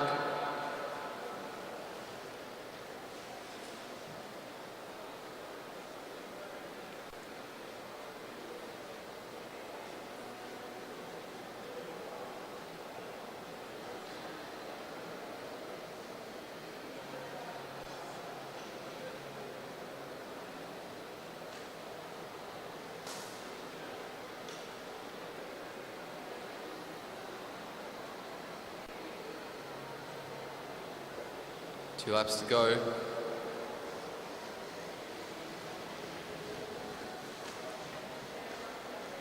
Willis Hell still leading, just keeping an eye on Caitlin Kelly behind.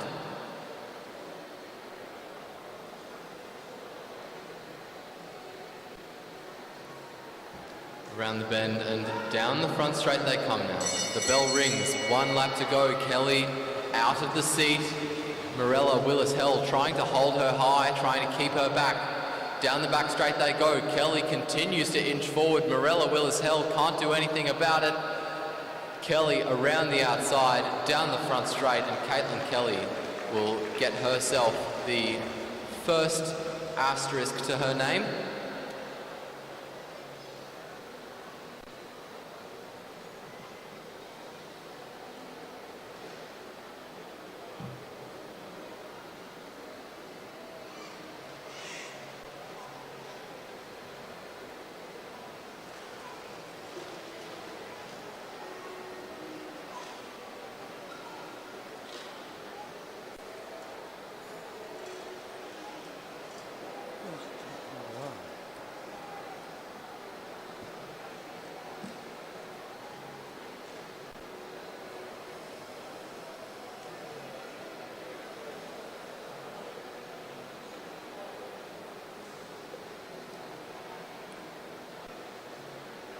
Lilia Tataranov on the inside of Jodie Blackwood. Tataranov representing Australia, Blackwood New Zealand.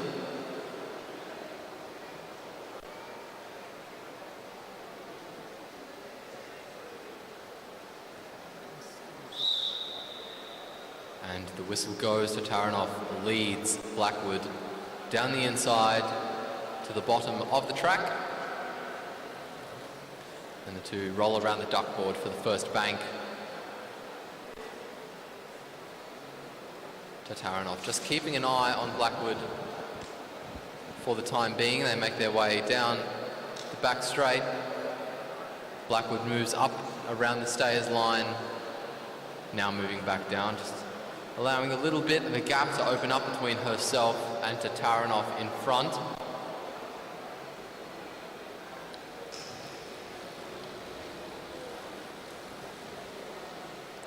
Both of them slowly gaining speed as they continue.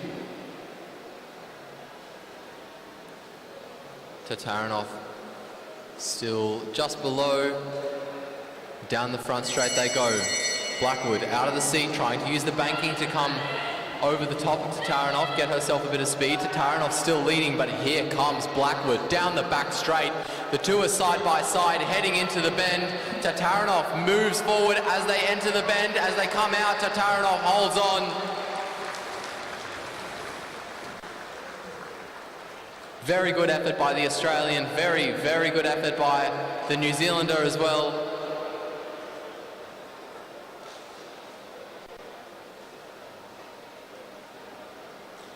And we now move to the under-19 men bronze medal final between Xavier Bland and Conrad Clark.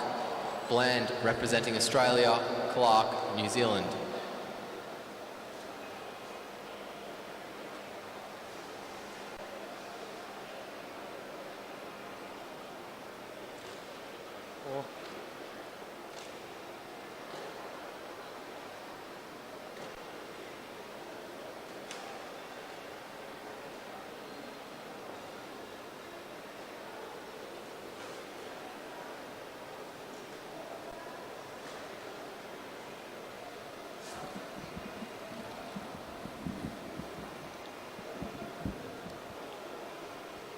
Clark on the inside of Bland for this one.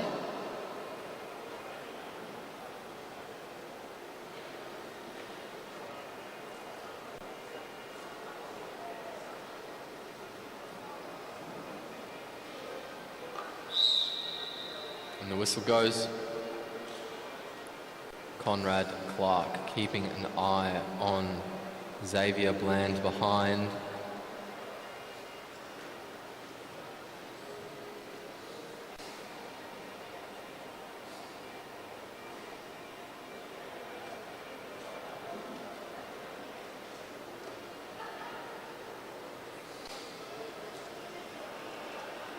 Down the back straight they go.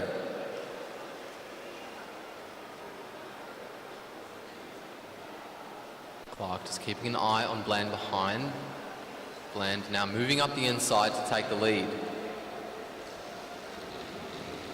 Both of them swerving around, moving up high for the fence, fake down by Bland. Clark now deciding to stay up high near the fence. Bland moving up to respond. And they come down the front straight, the bell rings, 1 lap to go. Xavier Bland leads. Conrad Clark is right on his wheel though, and the two head down the back straight. Bland trying to hold on, Clark trying to move forwards. They head around the bend. Bland still with a good lead, but here comes Clark over the top. Or maybe not. Xavier Bland holding him off very well. Will get the first sprint that he needs to make his way to the bronze medal.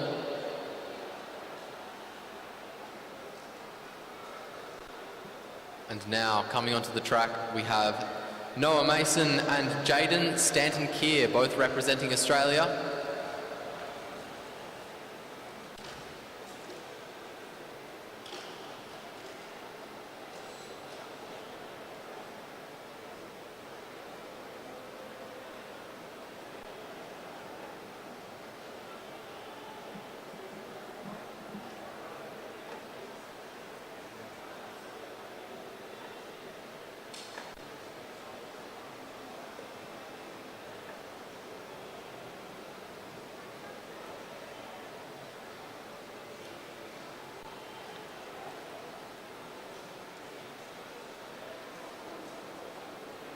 The whistle goes and Stanton-Keir leads Mason to the bottom of the track, and the two will most likely slowly go around the duckboard for a quarter of a lap.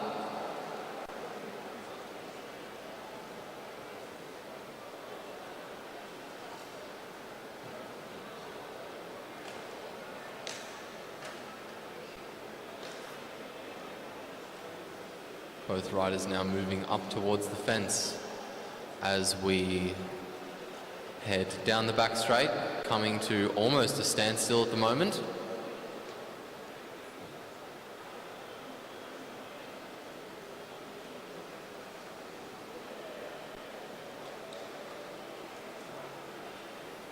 Around the bend and down the front straight we come. 2 laps to go.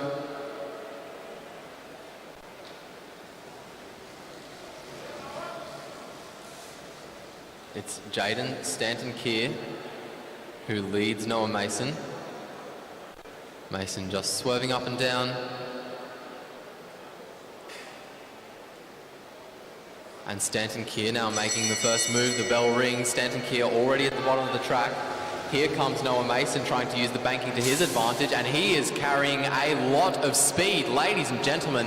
Into the bend, the two are side by side. Stanton-Keir fights back. Mason tries to come forwards there, neck and neck. I think Jaden Stanton-Keir will hold on for that. We'll wait for the official result.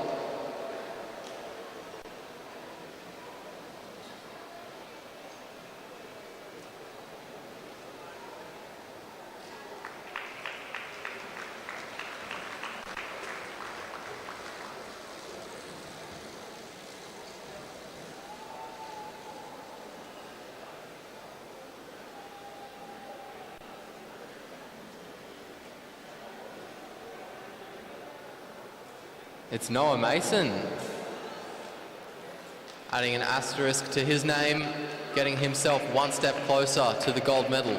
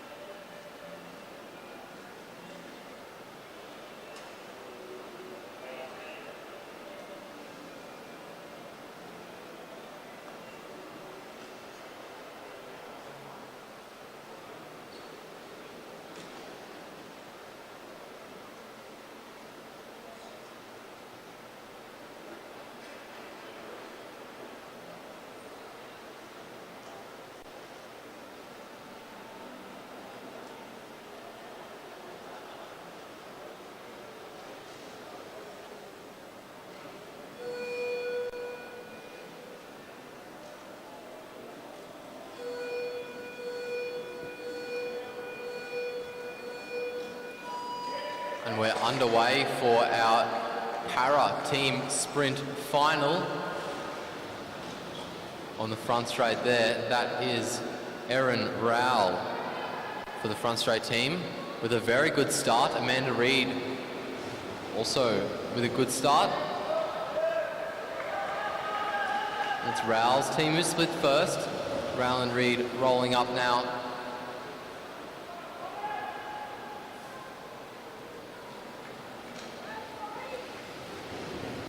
Gordon Allen down the front straight, rolling up.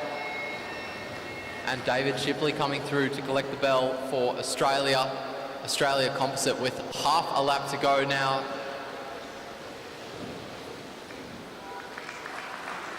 And it is Australia who will take it out by a good few seconds.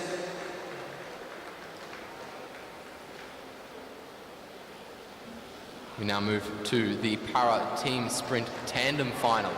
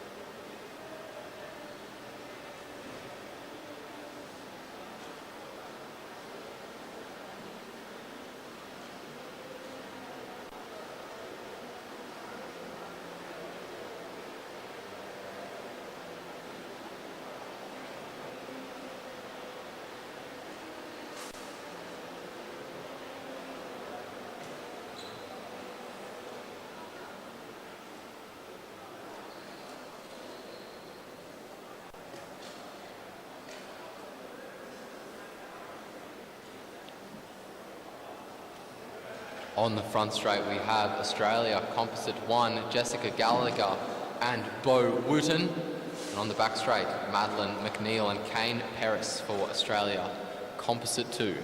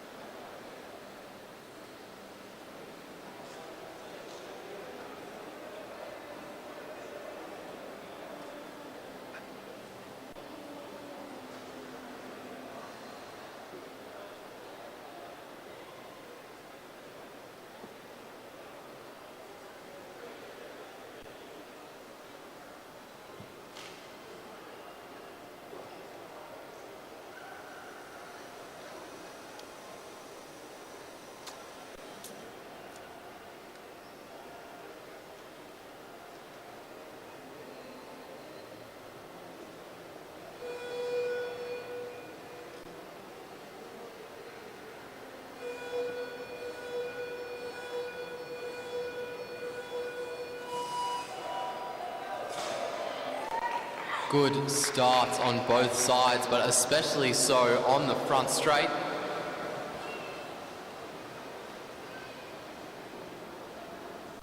And there's a pretty good gap between the front straight team and the back straight team. 2 laps to go for both now, as Jess Gallagher sits just slightly ahead of Bo Wooten. Wooten now closing the gap to Gallagher. Madeline McNeil sitting just in front of Kane Paris as well. Paris now rolling through for the back straight side. And Wooten rolling through for the front straight side. Good bit of time to make up, but Kane Paris is looking very strong. Not strong enough to bring it back though in Australia. Composite 1 hold on to the end.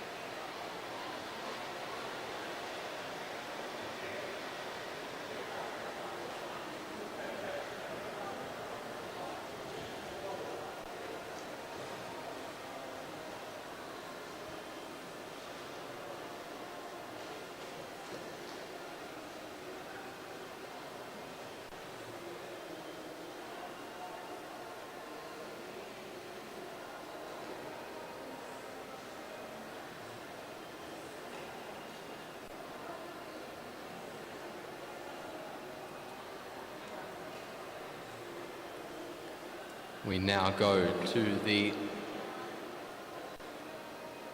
Elite Women Team Sprint Bronze Final. On the back straight, we've got Selena Ho, Thomas and Clark, and Eliza Bennett.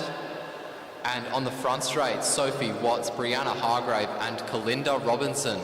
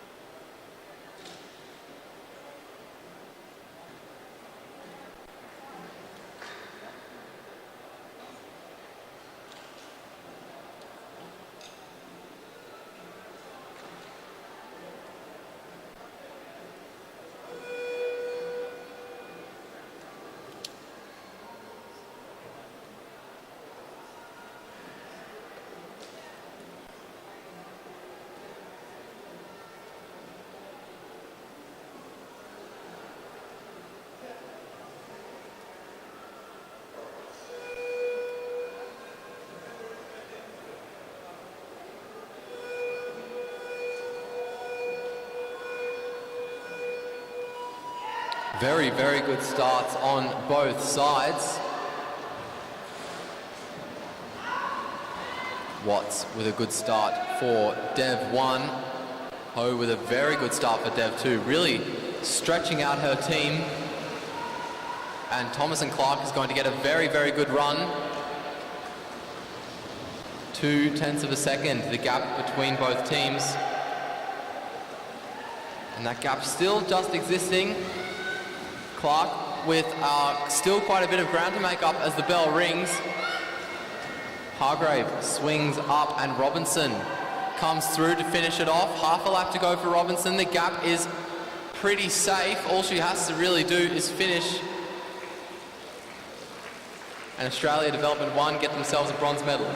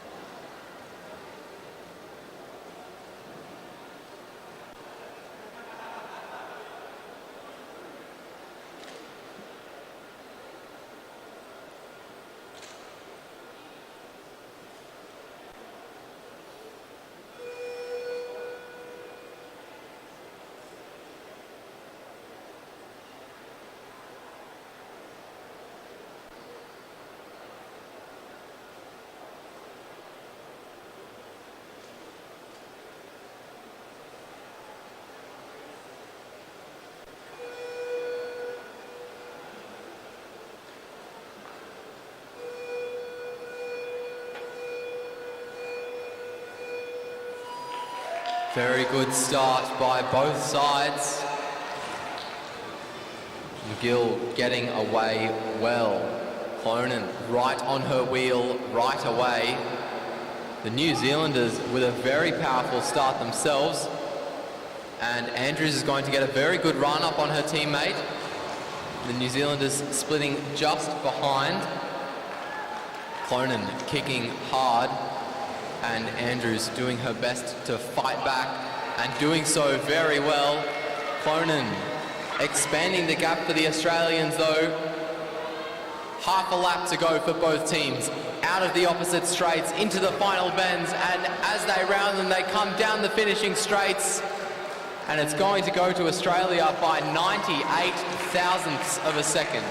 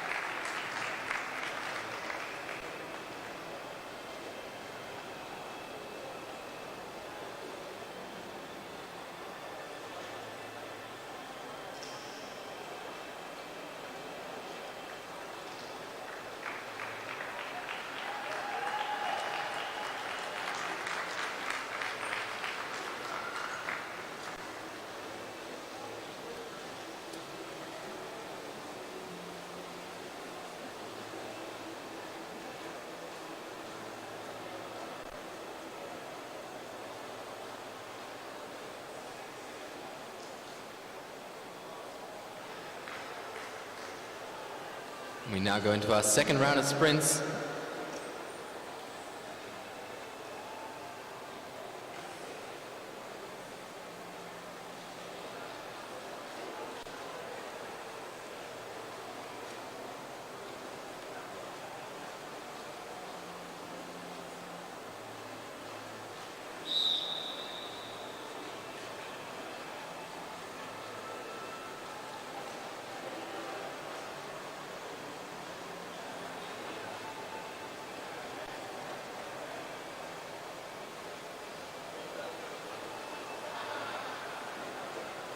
Caitlin Kelly leading Marella Willis-Hell. Small move up the track and then back down, kind of floating between the red and blue lines. Small move up towards the fence by Alessia McCaig, but then decides to go back down as they enter the bend.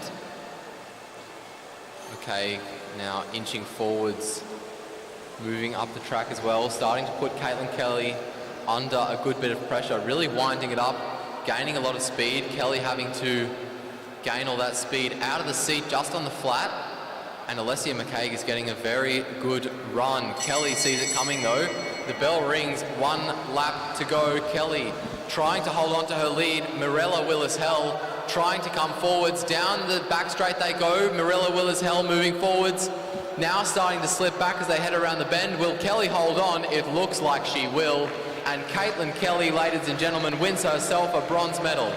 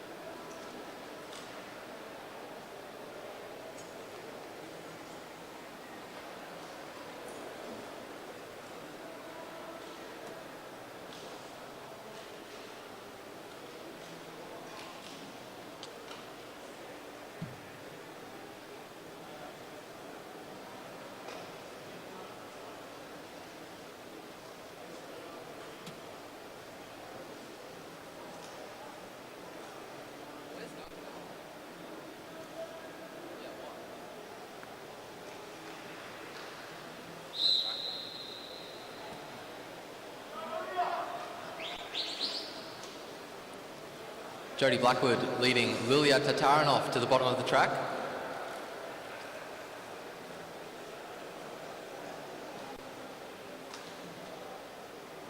Tatarinov moving up towards the fence. Blackwood continuing to stay on her line at the bottom of the track.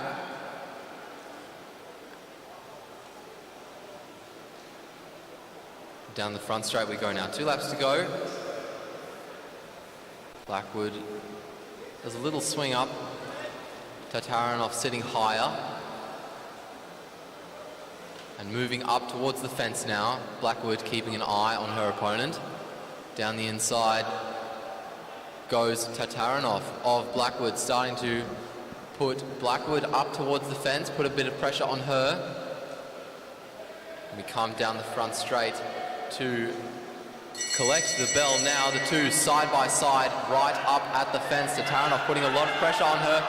Blackwood goes down the inside. Tatarinov now using the banking to cover. Down the back straight, there's a little gap between the two. Blackwood leading. They head around the bend. Blackwood still has a good lead on Tatarinov. Can she get back in time? Very close for the line, but I think Jodie Blackwood might have got that. And the gold medal final for the under-19 women will have to go to a third round.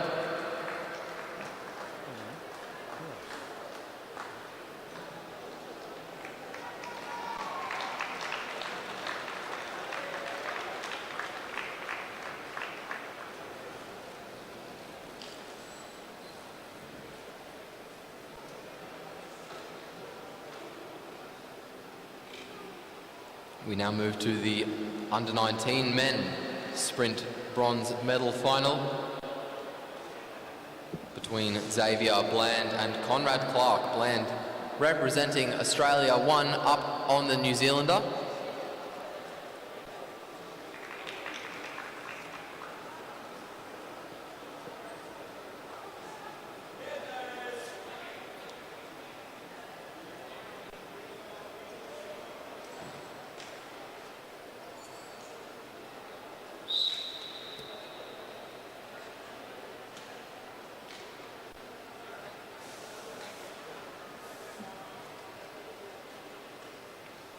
Bland leads Clark around the bottom of the track, keeping an eye on him from the front.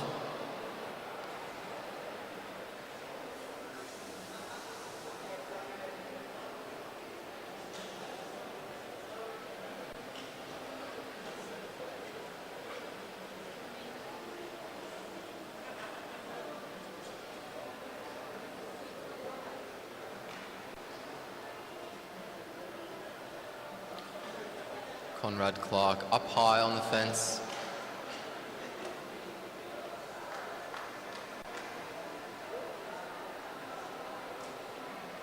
Down the front straight we go now, 2 laps remaining.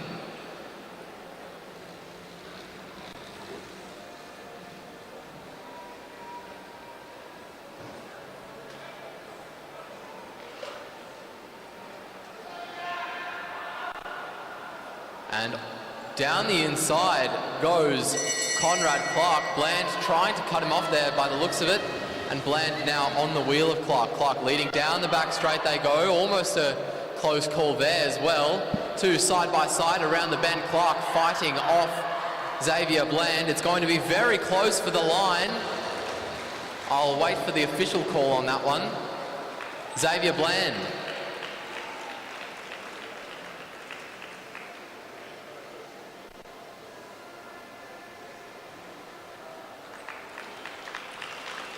Xavier Bland gets himself a bronze medal.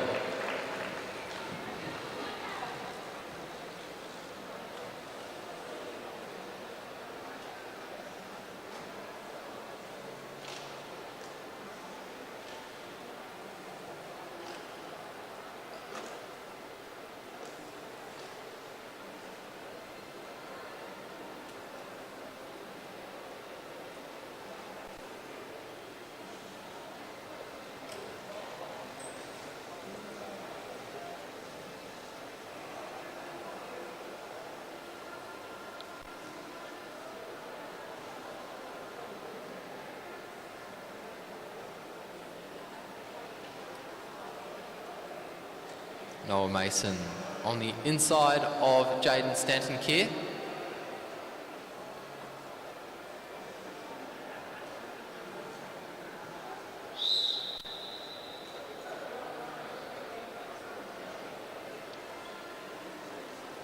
Mason on the front, just keeping an eye on Stanton-Keir over his shoulder, making sure there's nothing that Stanton-Keir can do that to which Mason can't respond.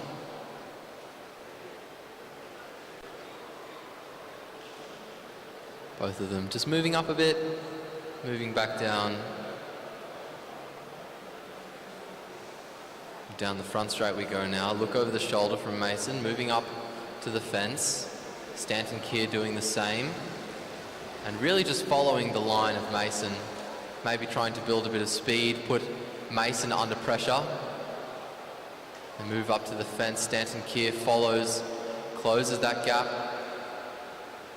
And we really start to build up pace now as we come down the front straight. The bell rings.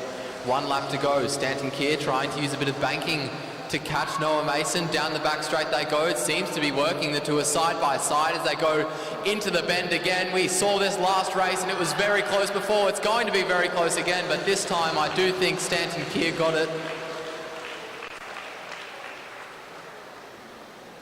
Which means for both gold medal finals we'll need to go to a decider.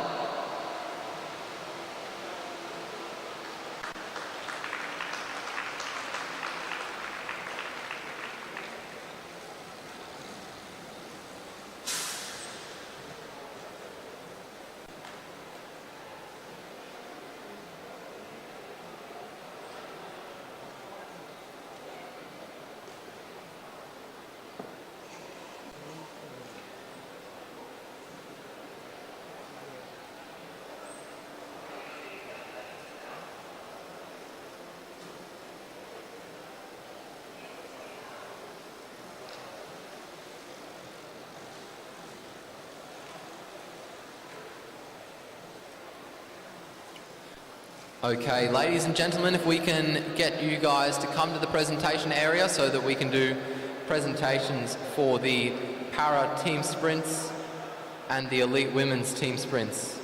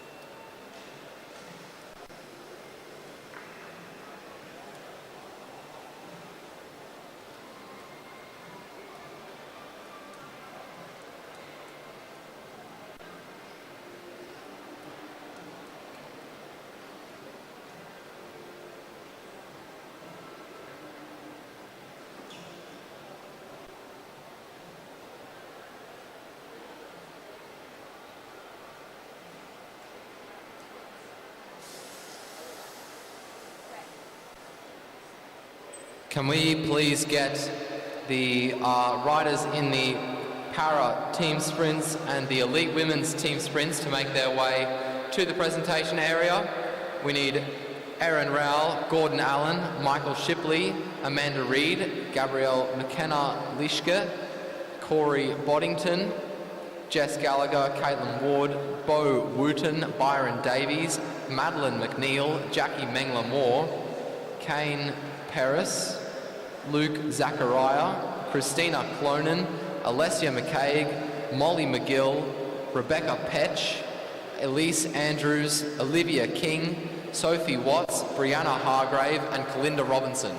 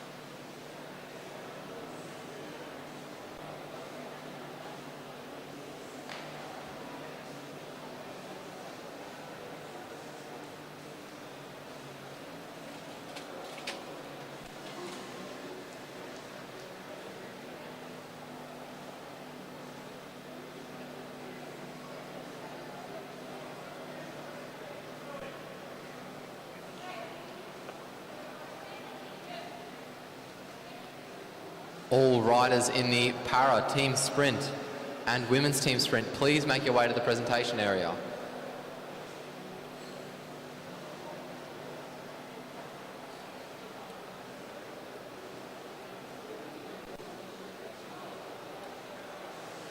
Okay, we're going to start with the para team sprint. Medals will be presented by Louise Jones, Olympian, Commonwealth Games gold medalist. In second place, representing Australia and winners of the silver medal, Amanda Reid, Gabrielle McKenna-Lishke and Corey Boddington.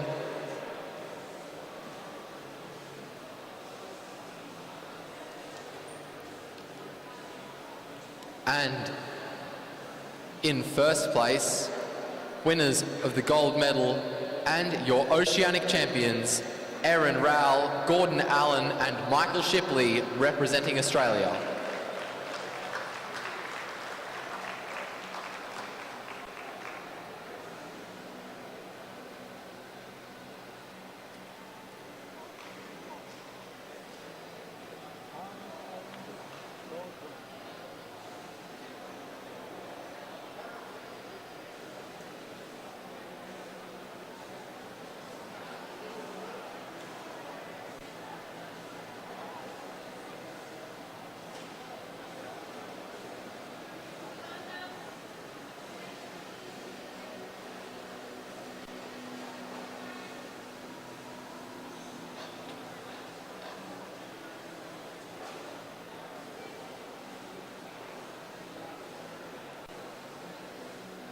Moving on to the presentations for the para team sprint tandem.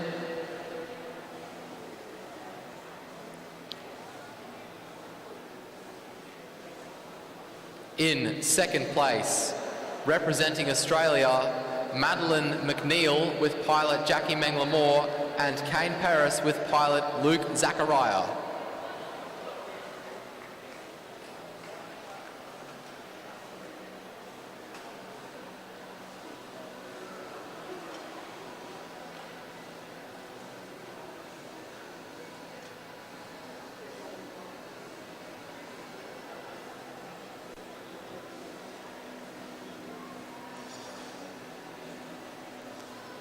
In first place, winners of the gold medal and your Oceanic champions, representing Australia, Jessica Gallagher with pilot Caitlin Ward and Bo Wooten with pilot Byron Davies.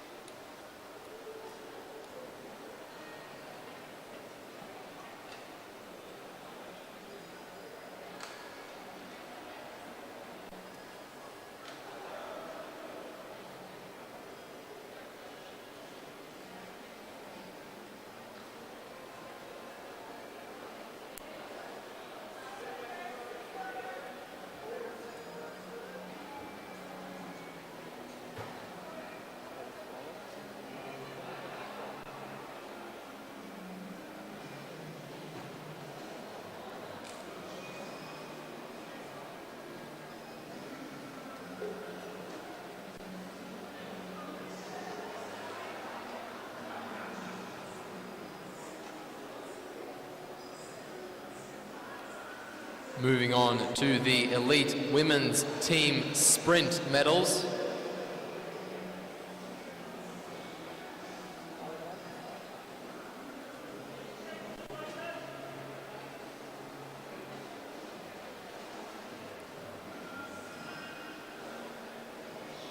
In third place, representing Australia, Sophie Watts, Brianna Hargrave and Kalinda Robinson.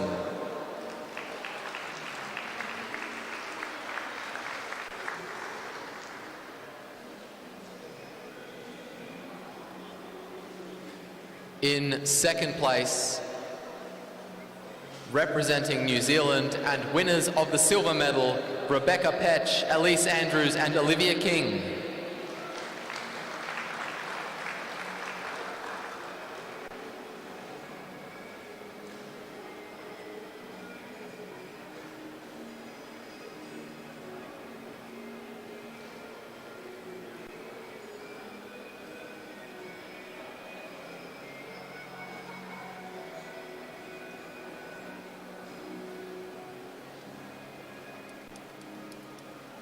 Oh, and in first place, winners of the gold medal and your Oceanic champions, representing Australia, Christina Clonan, Alessia McCaig and Molly McGill.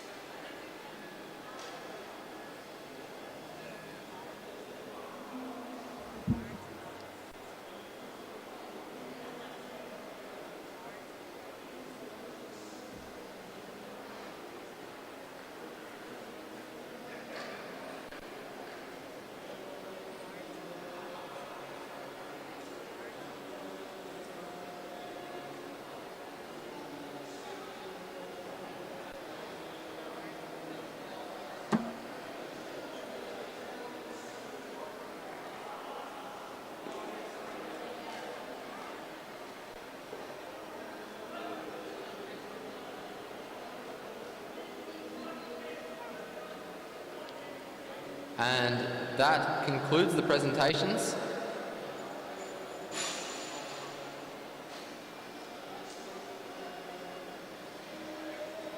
We turn our attention now to the upcoming elite women's scratch race, followed by the elite men's scratch race, and then followed by our final third heats of the under-19 men and women sprint.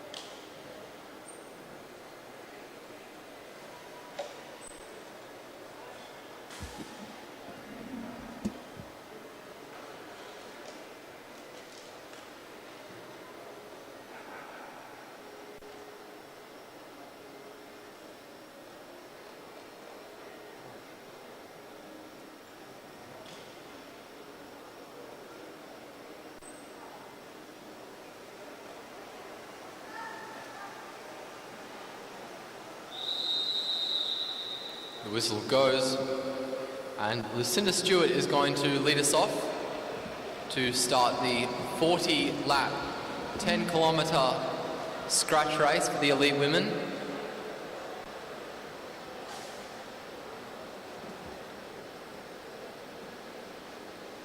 The group quickly stretching out to single file. They make their way down the front straight, and the gun goes to start the race.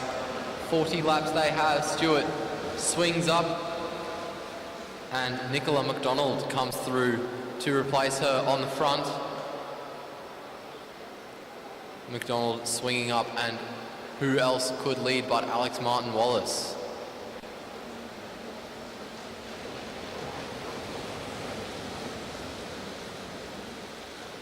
Making her way down the back straight.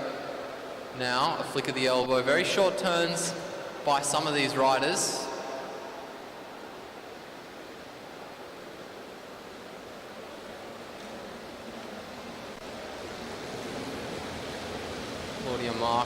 Claudia Marks rolling up the track there.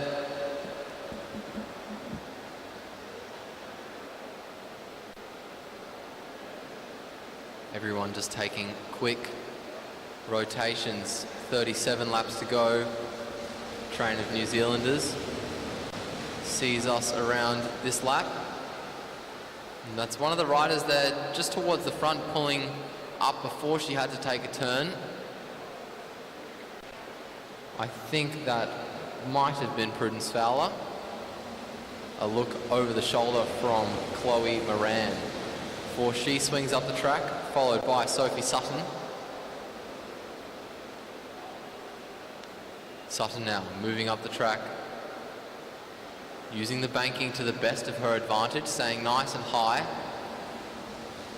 And that there was Riley McMullen swinging up. Very short turn from the rider behind her in the South Australian kit. Look over the shoulder from Claudia Marks before she swings up. Emily Shearman starting to move to the back. And another quick succession of turns at the front. People reluctant to do much work at the moment. A look over the shoulder and a swing up from the South Australian rider. That is Ella Sibley. Sibley making her way onto the wheel of one of the Kiwis and taking that wheel off Belle Judd, I think.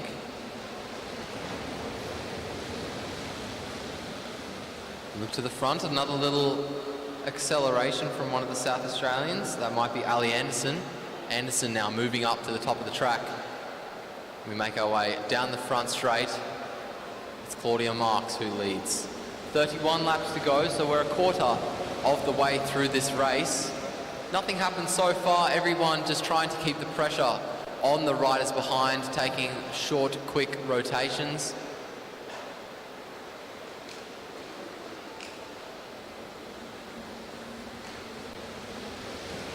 And that there is another set of quick rotations. Round we come, and down the front straight, Chloe Moran taking the front again, followed again by Sophie Sutton.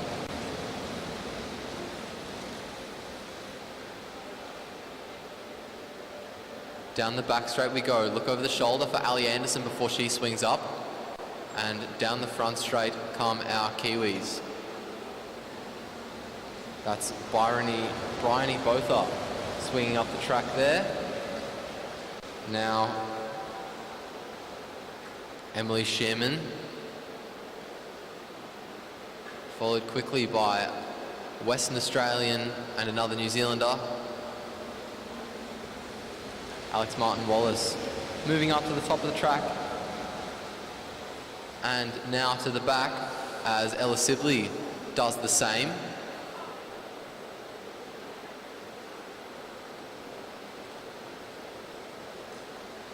Belle Judd making her way onto the rear now as Sophie Sutton swings off the front. Short turn subsequently from one of the riders in the New Zealand kit. I think that's Riley McMullen making her way to the back now. On the front, Ali Anderson swings up again and is replaced again by Bryony Botha. Bryony now moving up the track. And down the front straight we come, 24 laps remaining. Everyone just taking quick rotations. Nothing has really happened as of yet of consequence. Everyone just not necessarily staying calm, but certainly staying consistent. 23 laps to go.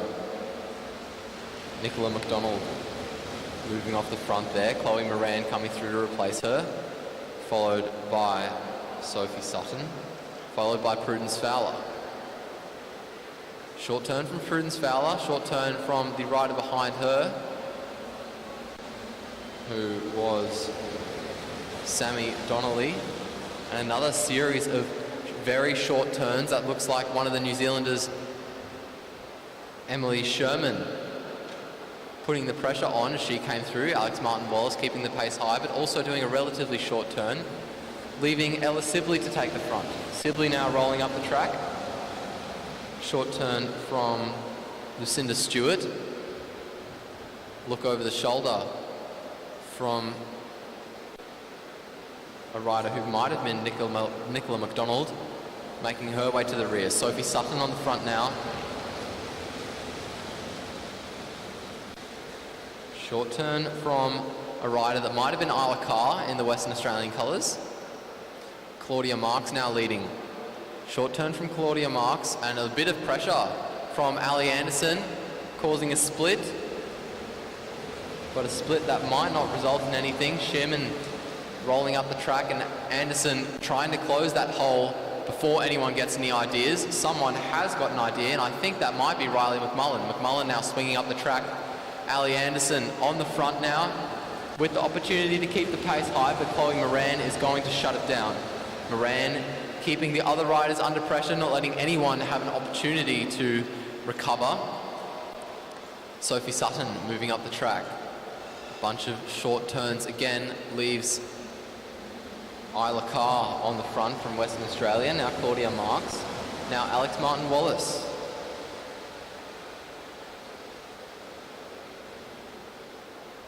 Round we go again. I think that's Shearman rolling up the track. McDonald. Now it's Anderson again, followed by Fowler. Fowler moving up the track for Riley McMullen. McMullen moving up as well. And that looks like Lucinda Stewart now moving up the track. Sophie Sutton in the lead. A little bit of a gap opened up as Ella Sibley moved up before she did. Now we have a group of people moving away from the lead, not wanting to do anything. Alex Martin Wallace on the front for a little bit before moving away herself. And Chloe Moran, again, just putting the pressure on, trying to get everyone consistent, working hard, working fast. 14 laps to go. And Prudence Fowler swings up the track.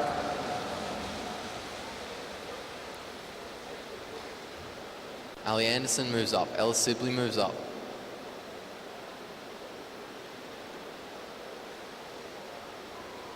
Down the front straight we come. We have 13 laps to go. And a little bit of a kick there from someone who might have been Claudia Marks or Isla Carr. Sophie Sutton coming around now.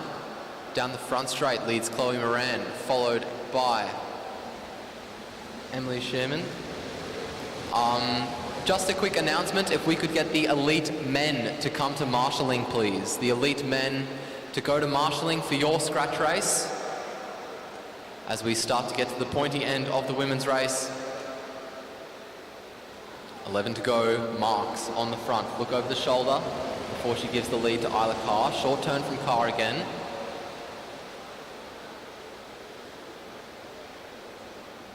Riley McMullen swinging up the track there. Alex Martin-Wallace.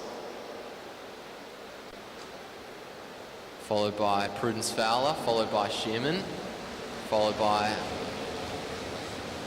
a quick succession of other riders. Lucinda Stewart the last, now Sophie Sutton the last. Belle Judd moving up the track for herself. It's Ella Sibley who's leading. Sibley taking a look over her shoulder. We're starting to get a bit more consistency, but we're also, I think, going to very quickly start to see some games happen towards the middle or back of the bunch.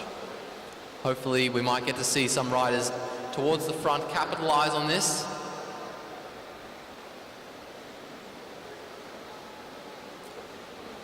Eight to go, Marks leading. Martin Wallace following the wheel of Marks, not taking a turn. Shearman rolling up the track. Fowler following the wheel of Moran, as is McDonald. Everyone taking really quick turns, nobody wanting to be in the lead, which leaves Shearman, Emily Shearman, to take the front. She now starts to move back. Ali Anderson with a bit of a gap between herself and the riders behind. She's been one of the more animative and aggressive riders in this race so far. 6 laps to go, no one looking to chase Anderson. Maybe she's going to try to commit to it. As I say that, Sophie Sutton starts to move up, starts a bit of a train for herself. Emily Shearman from New Zealand swings up. She was following that wheel. One of the New Zealanders, Brioni Botha, moving up the track and towards the back. Short turn from Lucinda Stewart leaves Ella Sibley also now moving up. So again, our leaders are up towards the top of the track. Meanwhile, Ali Anderson is capitalising on this lack of cohesion. 4 laps to go. Ali Anderson is pulling away. She's nearly got half a lap up on everyone. Very good effort by the South Australian rider. She saw everyone stuffing around and thought, well, I can capitalise on this. Down the front straight we go. She's got about a third of a lap on this race now, and we've got 3 laps to go. It's a gap that can close very quickly. And here comes a move by Brioni Botha. Emily Shearman trying to follow the wheel.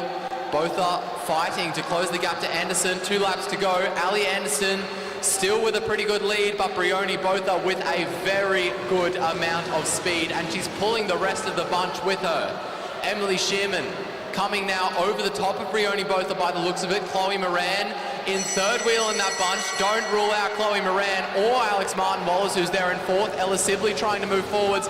It looks like Ali Anderson's going to get swamped. And so it's Chloe Moran trying to move forwards. Over the top of Emily Shearman, Moran leading. Martin Wallace trying to push herself forwards, but it's going to be Chloe Moran. Fist in the air.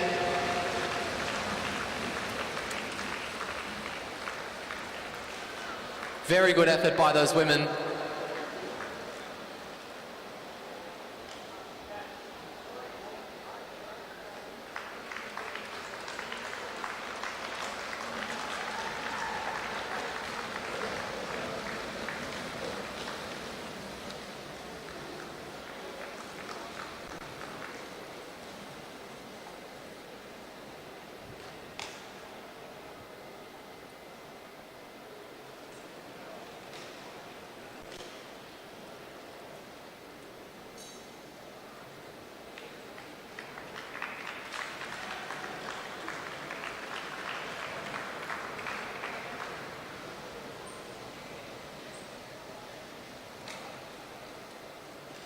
We'll just wait for official confirmation from the commissaires on the results there. Round of applause for Ali Anderson, who put in an absolutely stellar effort.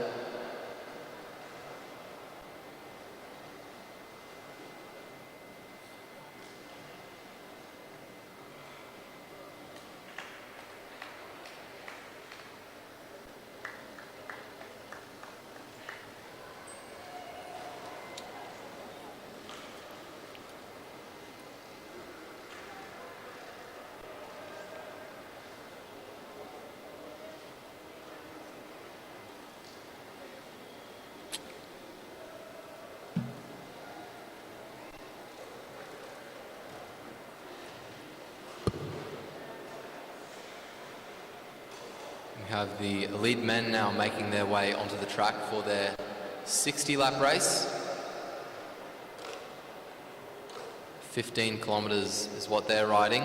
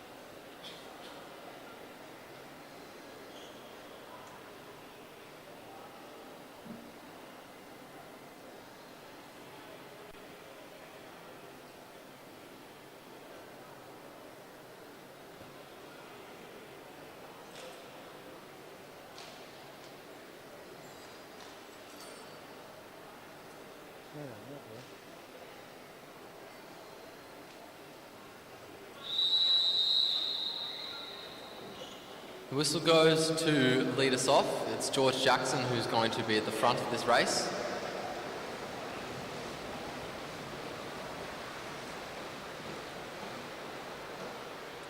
At least for the start, Graham Frisley now leading. And the group just scrambling to get together. The whistle won't go until everyone is together. And there's the gun.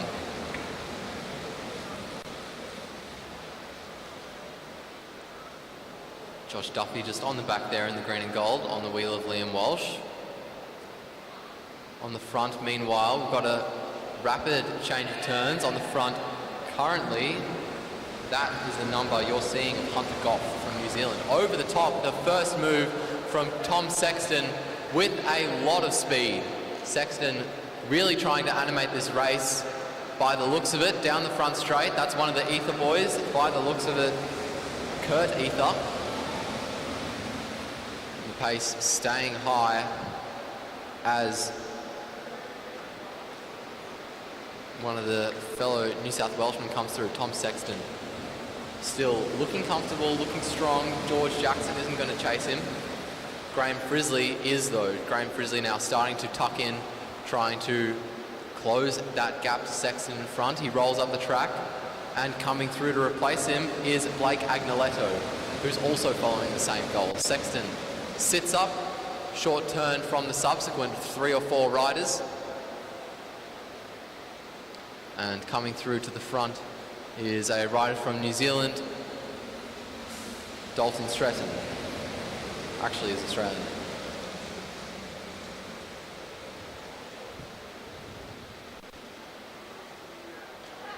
The whole bunch sitting pretty high, no one really looking to do a turn. As I say that, that looks like coming down the front straight, Keegan Hornblow from New Zealand. Liam Walsh following the wheel again, not really looking to take a turn. Dalton Stretton now on the front. And that looks like might be Leo Zimmerman or Angus Miller just rolling up there. This is Angus Miller. Agnoletto rolling off. Hunter Goff rolling off. George Jackson, followed by, I'd like to say, Josh Duffy. Rowan Hayden-Smith moving up the track now. Quick succession of turns from those front runners. A bit of a hole opening up towards the front of the race here. We've got a gap of about 3 riders to the peloton. And it looks like the one to close it down is going to be Leo Zimmerman. Zimmerman now moving up and to the back of the race. Another quick succession of turns. Blake Agnoletto not letting go of the wheel of George Jackson.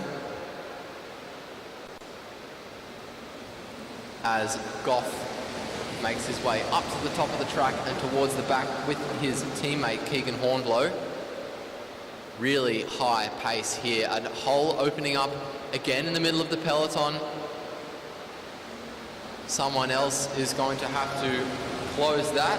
Edward Pawson is that rider. Pawson closing the gap very conveniently. Tom Sexton coming in front of him to give him a bit of a slipstream. And now it's Pawson leading us around. Down the front straight we come. A quick succession of people who don't want to pull a turn, and George Jackson is going to. Now it's Graham Frisley. Frisley down the front straight. Kurt Ether moving up to the top. Ed Pawson doing the same. And Graham Frisley with a bit of a gap on the riders behind. Blake Agnoletto reckons he doesn't want to chase that down. Tom Sexton reckons he does. And a close touch. I don't know if Graham Frisley was, if Blake Agnoletto was trying to pull off there. I think Tom Sexton was just trying to move up the inside, but there are wiser people than me appointed to decide what was going on there. Frisley away. Angus Miller and Tom Sexton trying to chase him down. A series of little moves trying to chase them from the peloton. Ed Pawson among them, now moving up to the top of the track. Hunter Goff. Sorry, Dan Bridgewater moving up to the top there after having chased those riders down.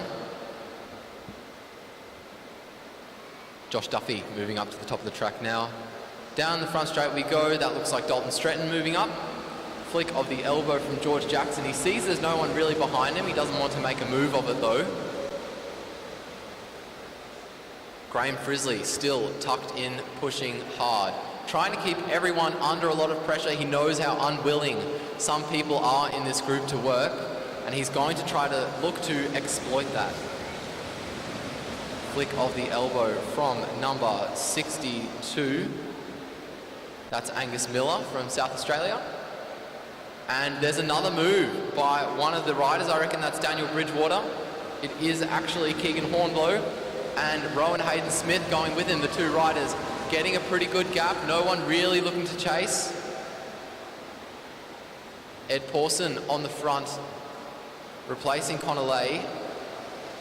Down the front straight we go. Blake Agnoletto leading the chase. 41 laps to go. Agnoletto trying to put everyone under a bit of pressure.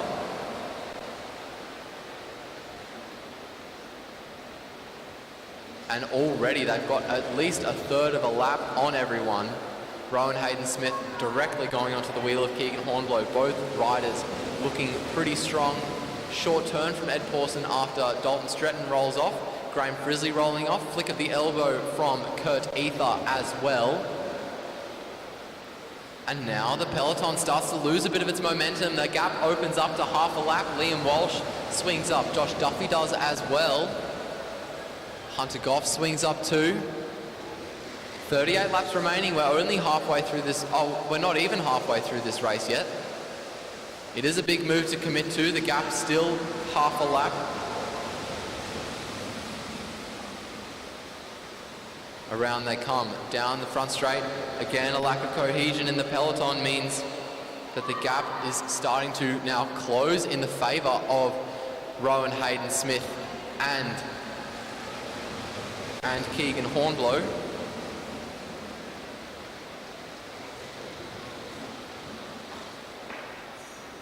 Josh Duffy swings up. Tom Sexton flicks his elbow. Short turn from Ed Pawson. George Jackson rolling through. Now it's Blake Agnoletto. Agnoletto leading. Rowan Hayden-Smith has been dropped by Keegan Hornblow. Hornblow looking to take a lap. Rowan Hayden-Smith really starting to struggle. Meanwhile, Agnoletto is putting in a chase.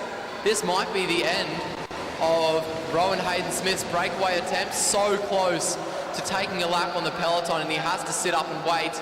Keegan Hornblow, on the other hand, it looks like is about to make his way onto the rear of the peloton. John Carter, meanwhile, leading a good-sized breakaway. Liam Walsh trying to stop any notion of that from happening. Keegan Hornblow stuck behind Hunter Goff as Goff lets him through on the inside. That's Angus Miller at the head of the peloton rolling up. Blake Agnoletto, John Carter. Short turn from Leo Zimmerman. Very short turn by, I'd like to say, Ed Pawson. Now it's Graham Frizzley on the front. Frizzley rolling up. Flick of the elbow from Kurt Ether as well. Josh Duffy now leading. And poor Keegan Hornblow was so close, even closer than Rowan Hayden-Smith got. But being stuck by riders that were getting dropped as a result of Graham Frizzley's move, he's now stuck trying to overtake other riders. And it looks like, I reckon, not to sound too pessimistic, but I think Keegan Hornblow's lapping the field idea might be not able to come to fruition either. Short turn from John Carter at the front. Josh Duffy takes the lead. 29 laps remaining. Kurt Ether moves up the track. That there is Tom Sexton towards the front, who was just moving out there, not wanting to get to the front. Graham Frizzley tucking in again. Liam Walsh has been letting a few gaps just open up between himself and the riders in front. That's really going to tire him out if he continues with this. Walsh now leads, flicks his elbow quickly to get himself out of the way. And it's Dan Bridgewater who now does the same. Kurt Ether moves up the track, Tom Sexton following, so George Jackson takes the lead. Ed Pawson now.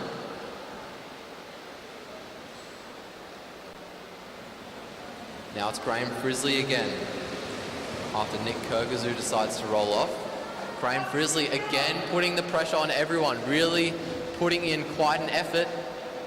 Keegan Hornblow leading a small group with two other riders, trying to make his way onto the peloton.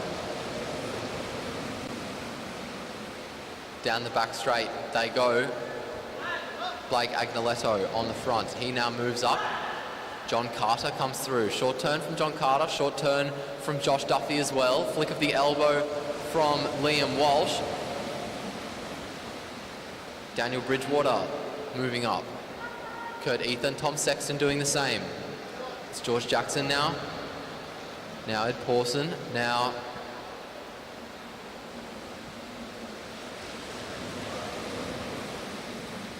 Oliver Bledden moving up at the same time as Graham Frizzley, trying to take the wheel of Frizzley, or maybe trying to give Frizzley his own wheel. Tom Sexton.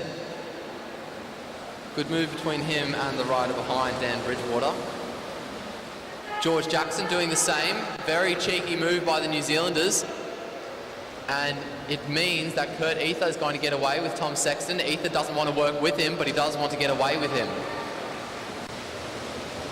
Keegan Hornblow was trying to go with it, and I don't think he had the legs, and he's going to wait for the peloton.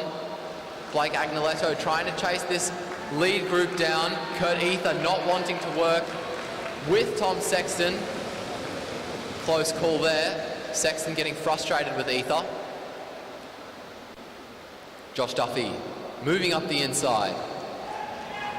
Tom Sexton going down. George Jackson also at the front now. 19 laps remaining in this race. Jackson swings up, Miller follows. John Carter. Everyone sitting pretty high. Blake Agnoletto now moving down with either Dan Bridgewater or Keegan Hornblow in his wheel. That looks like Dan Bridgewater. George Jackson now putting in a surge to put the other riders under pressure. Angus Miller and Graham Frizzley following it nicely. Look over the shoulder from Blake Agnoletto as he moves up. George Jackson riding a very aggressive, very well-ridden race at the moment, I think. Down the back straight he goes. Angus Miller has been absolutely glued to him like a hemorrhoid. Down the front straight we come. We've got 4 riders away now, and it happened very quickly, and the gap is almost a straight's length. Blake Agnoletto, who's been working very hard and very aggressively at the front, is probably frustrated with the fact that he's missed out on this. Trying very hard again to try to close this down. Josh Duffy at the front of the breakaway, trying to keep it away. Keegan Hornblow pulls a short turn. Dan Bridgewater pulls a short turn. That brings 2 riders following him up with him. Lack of cohesion in the breakaway means that they're starting to stuff around as well. Josh Duffy has a gap on the other riders. George Jackson going to try to start to make the riders behind him get a bit fatigued. 13 laps to go. Duffy leads. Good gap between the leaders and the peloton. Flick of the elbow from Graham Frizzley, another aggressive rider who hasn't managed to get that lucky. Angus Miller and John Carter just following the wheel of George Jackson as Jackson bridges to Duffy. Duffy swings up and the other 3 follow. I can imagine Jackson starting to work out a way for him to get rid of the other 3. Small gap opening up between Miller and Jackson at the front. Meanwhile, the peloton is in absolute splinters. Kurt Ether trying to have his own go at getting away by himself. Tom Sexton tries to do it as well. Liam Walsh follows Sexton but doesn't want to work with him.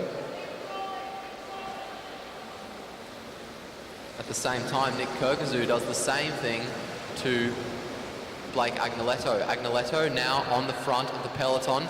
About half a gap, the distance between our leaders and the peloton, and we only have 9 laps to go. Lack of cohesion in the peloton means they've all sat up at the top as well. This is giving the breakaway a very good chance to catch. Look at the breakaway, ladies and gentlemen. They are looking like they're pretty much cruising. George Jackson sitting there pretty comfortable on the front. Blake Agnoletto on the front of the peloton. He's not going to be able to do what he did last time with Rowan Hayden-Smith and Keegan Hornblow again. And as Josh Duffy swings up, George Jackson, it looks like, is going to lead this foursome of a breakaway onto the wheels of the peloton, and these 4 riders will take a lap.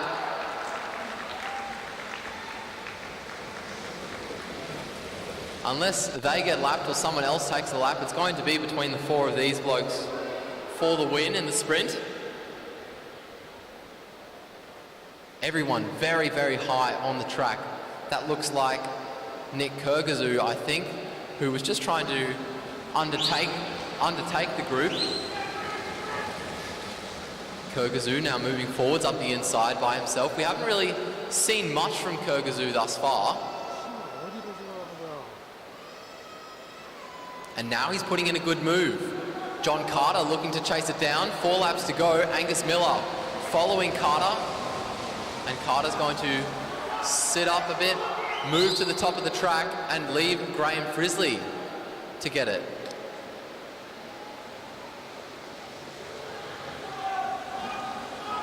Very good gap between the peloton and Kirkazoo. Graham Frizzley working hard to chase it down. Oliver Bledden, I'm sure, is going to keep this pace high. as we come through just 2 laps remaining. Keep an eye on George Jackson, ladies and gentlemen. He's the current leader of the race, even though he's about 6th wheel. John Carter trying to come over the top of Miller as well. Josh Duffy, the leader of the race, also the leader of the sprint. Down the back straight we go. Josh Duffy with a lot of speed. He makes his way around the bend, down the front straight. It's going to be Josh Duffy to cross the line in first. Second place, I think, to George Jackson, and then third to Angus Miller. We'll wait to see what the commissaires have to say and what the official result is. Big celebration from Josh Duffy. Very happy with his win.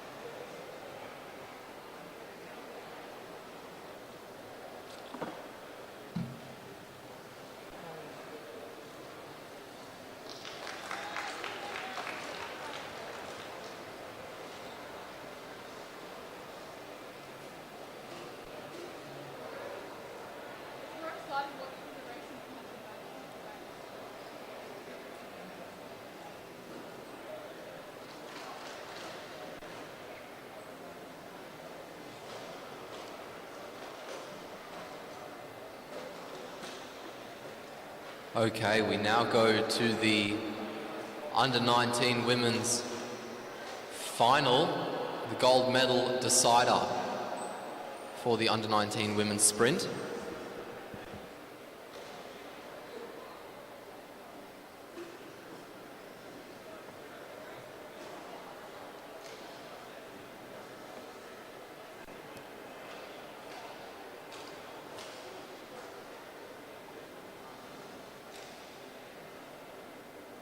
Lilia Tatarinov on the inside of Josie Blackwood.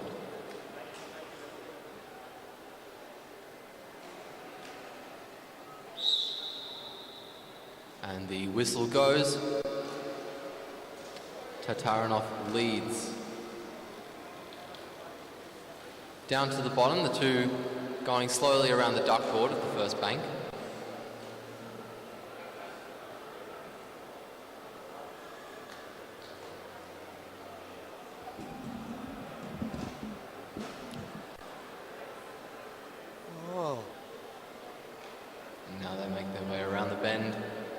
Down the front straight now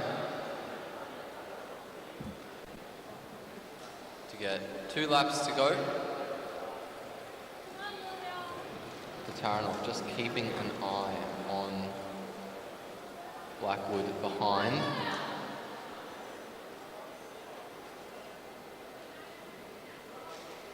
And Blackwood starting to wind it up. She got a good bit of height there. Down the front straight we go. And the bell rings. Blackwood carrying a lot of speed over the top of Tatarinov. Tatarinov trying to fight back as we head down the back straight. Tatarinov really starting to slip back now. She starts to move forwards as we head around the bend into the finishing straight, and Blackwood with a slim lead. We'll wait to see what the commissaires say. And it is Jodie Blackwood who takes out the gold medal for New Zealand.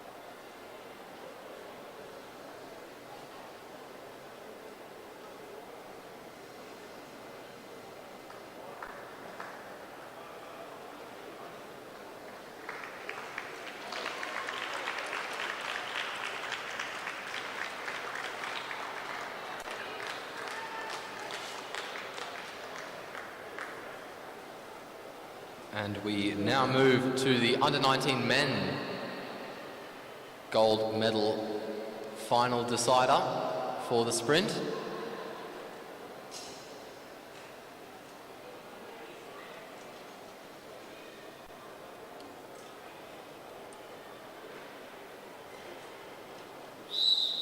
The whistle goes.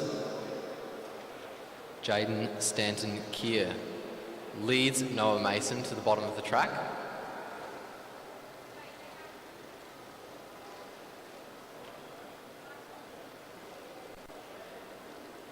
Two going very slowly around that bank.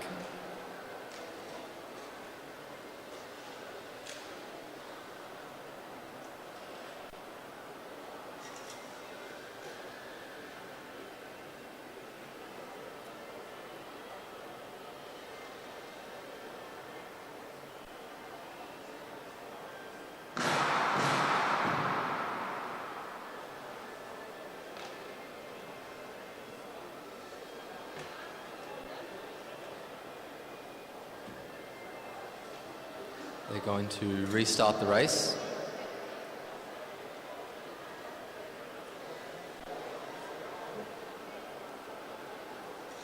Not really sure what the reason for this is. I don't think they were track standing for too long. There was no incident.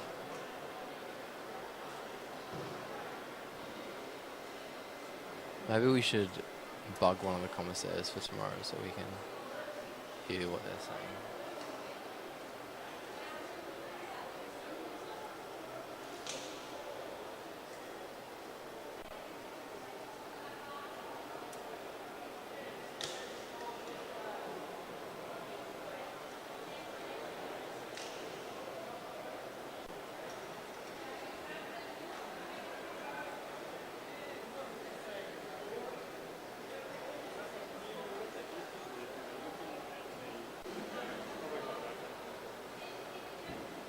We're still unsure. We have some people speculating maybe they were going slower than walking pace in the first half lap. We'll see how we go the second time around.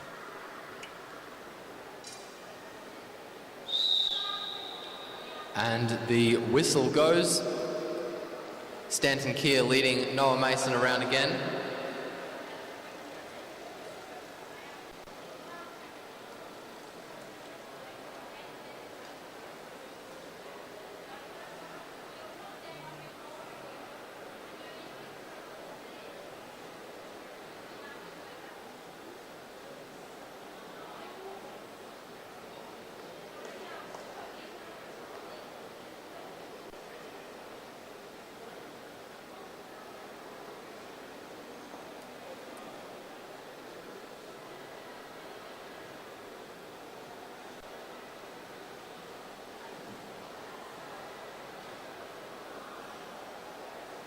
Two to go. Just keeping an eye on each other.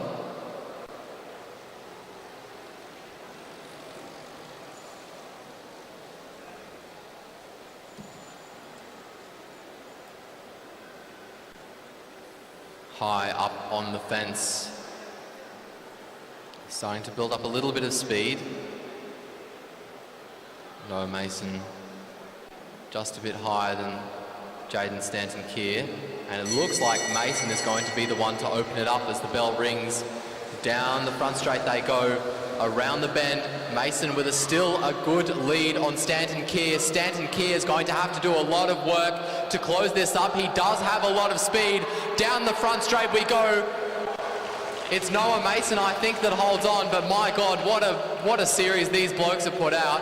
Every single round has been absolutely nail-biting.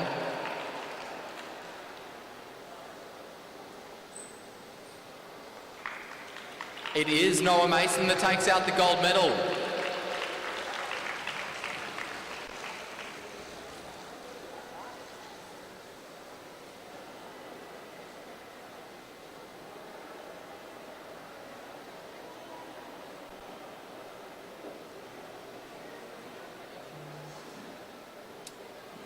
If we could get everyone to please make their way to presentations now. and then we can get them over and done with.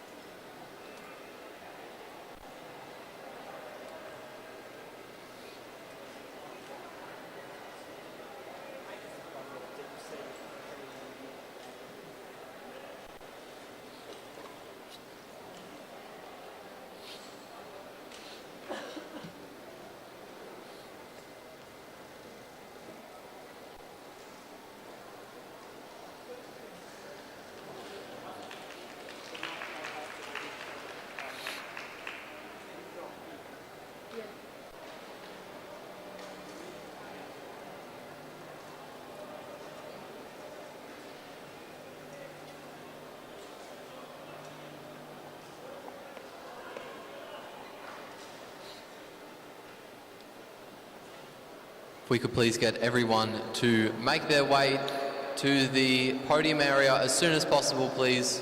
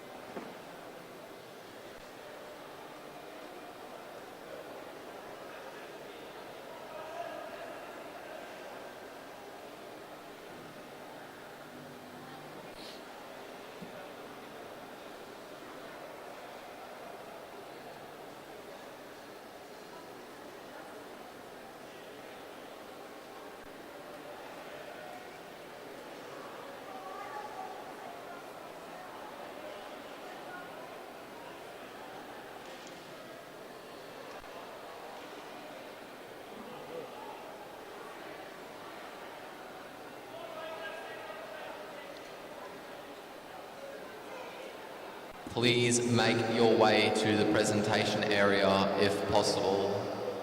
Thank you.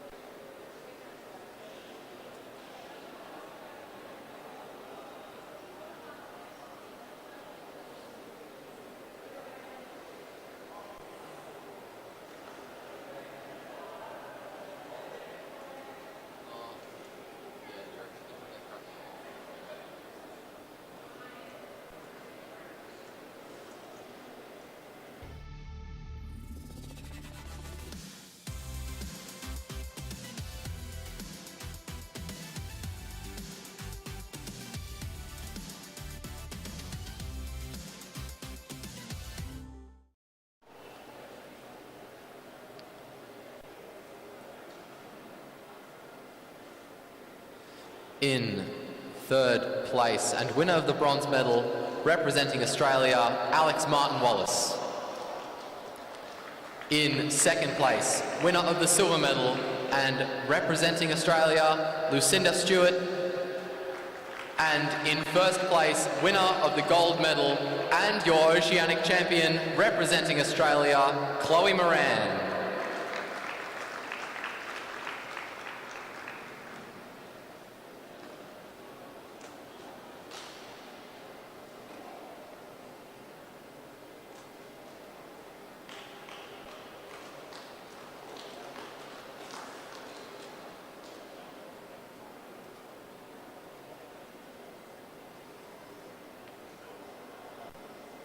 Okay, moving on to the elite men's scratch race. In third place and winner of the bronze medal representing Australia, Angus Miller. In second place, representing New Zealand and winner of the silver medal, George Jackson. And in first place, winner of the gold medal and your Oceanic champion, representing Australia, Josh Duffy.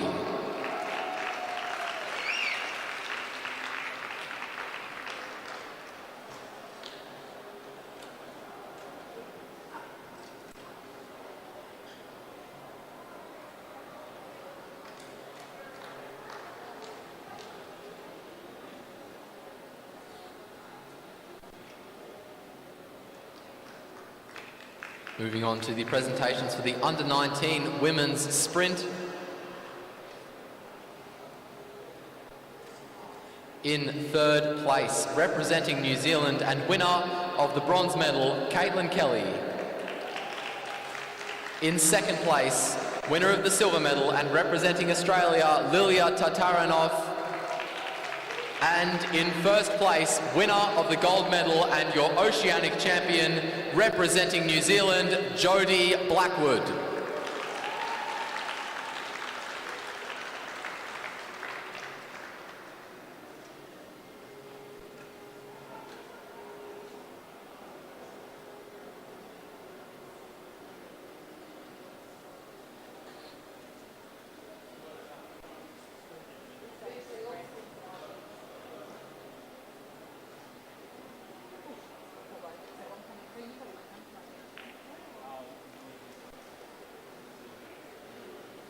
Moving on to the presentations for the under-19 men's sprint.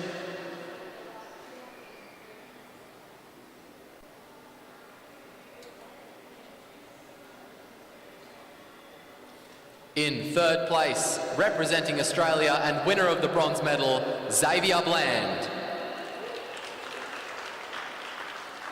In second place, winner of the silver medal and representing Australia, Jaden Stanton-Keir. And in first place, winner of the gold medal and your Oceanic champion, representing Australia, Noah Mason.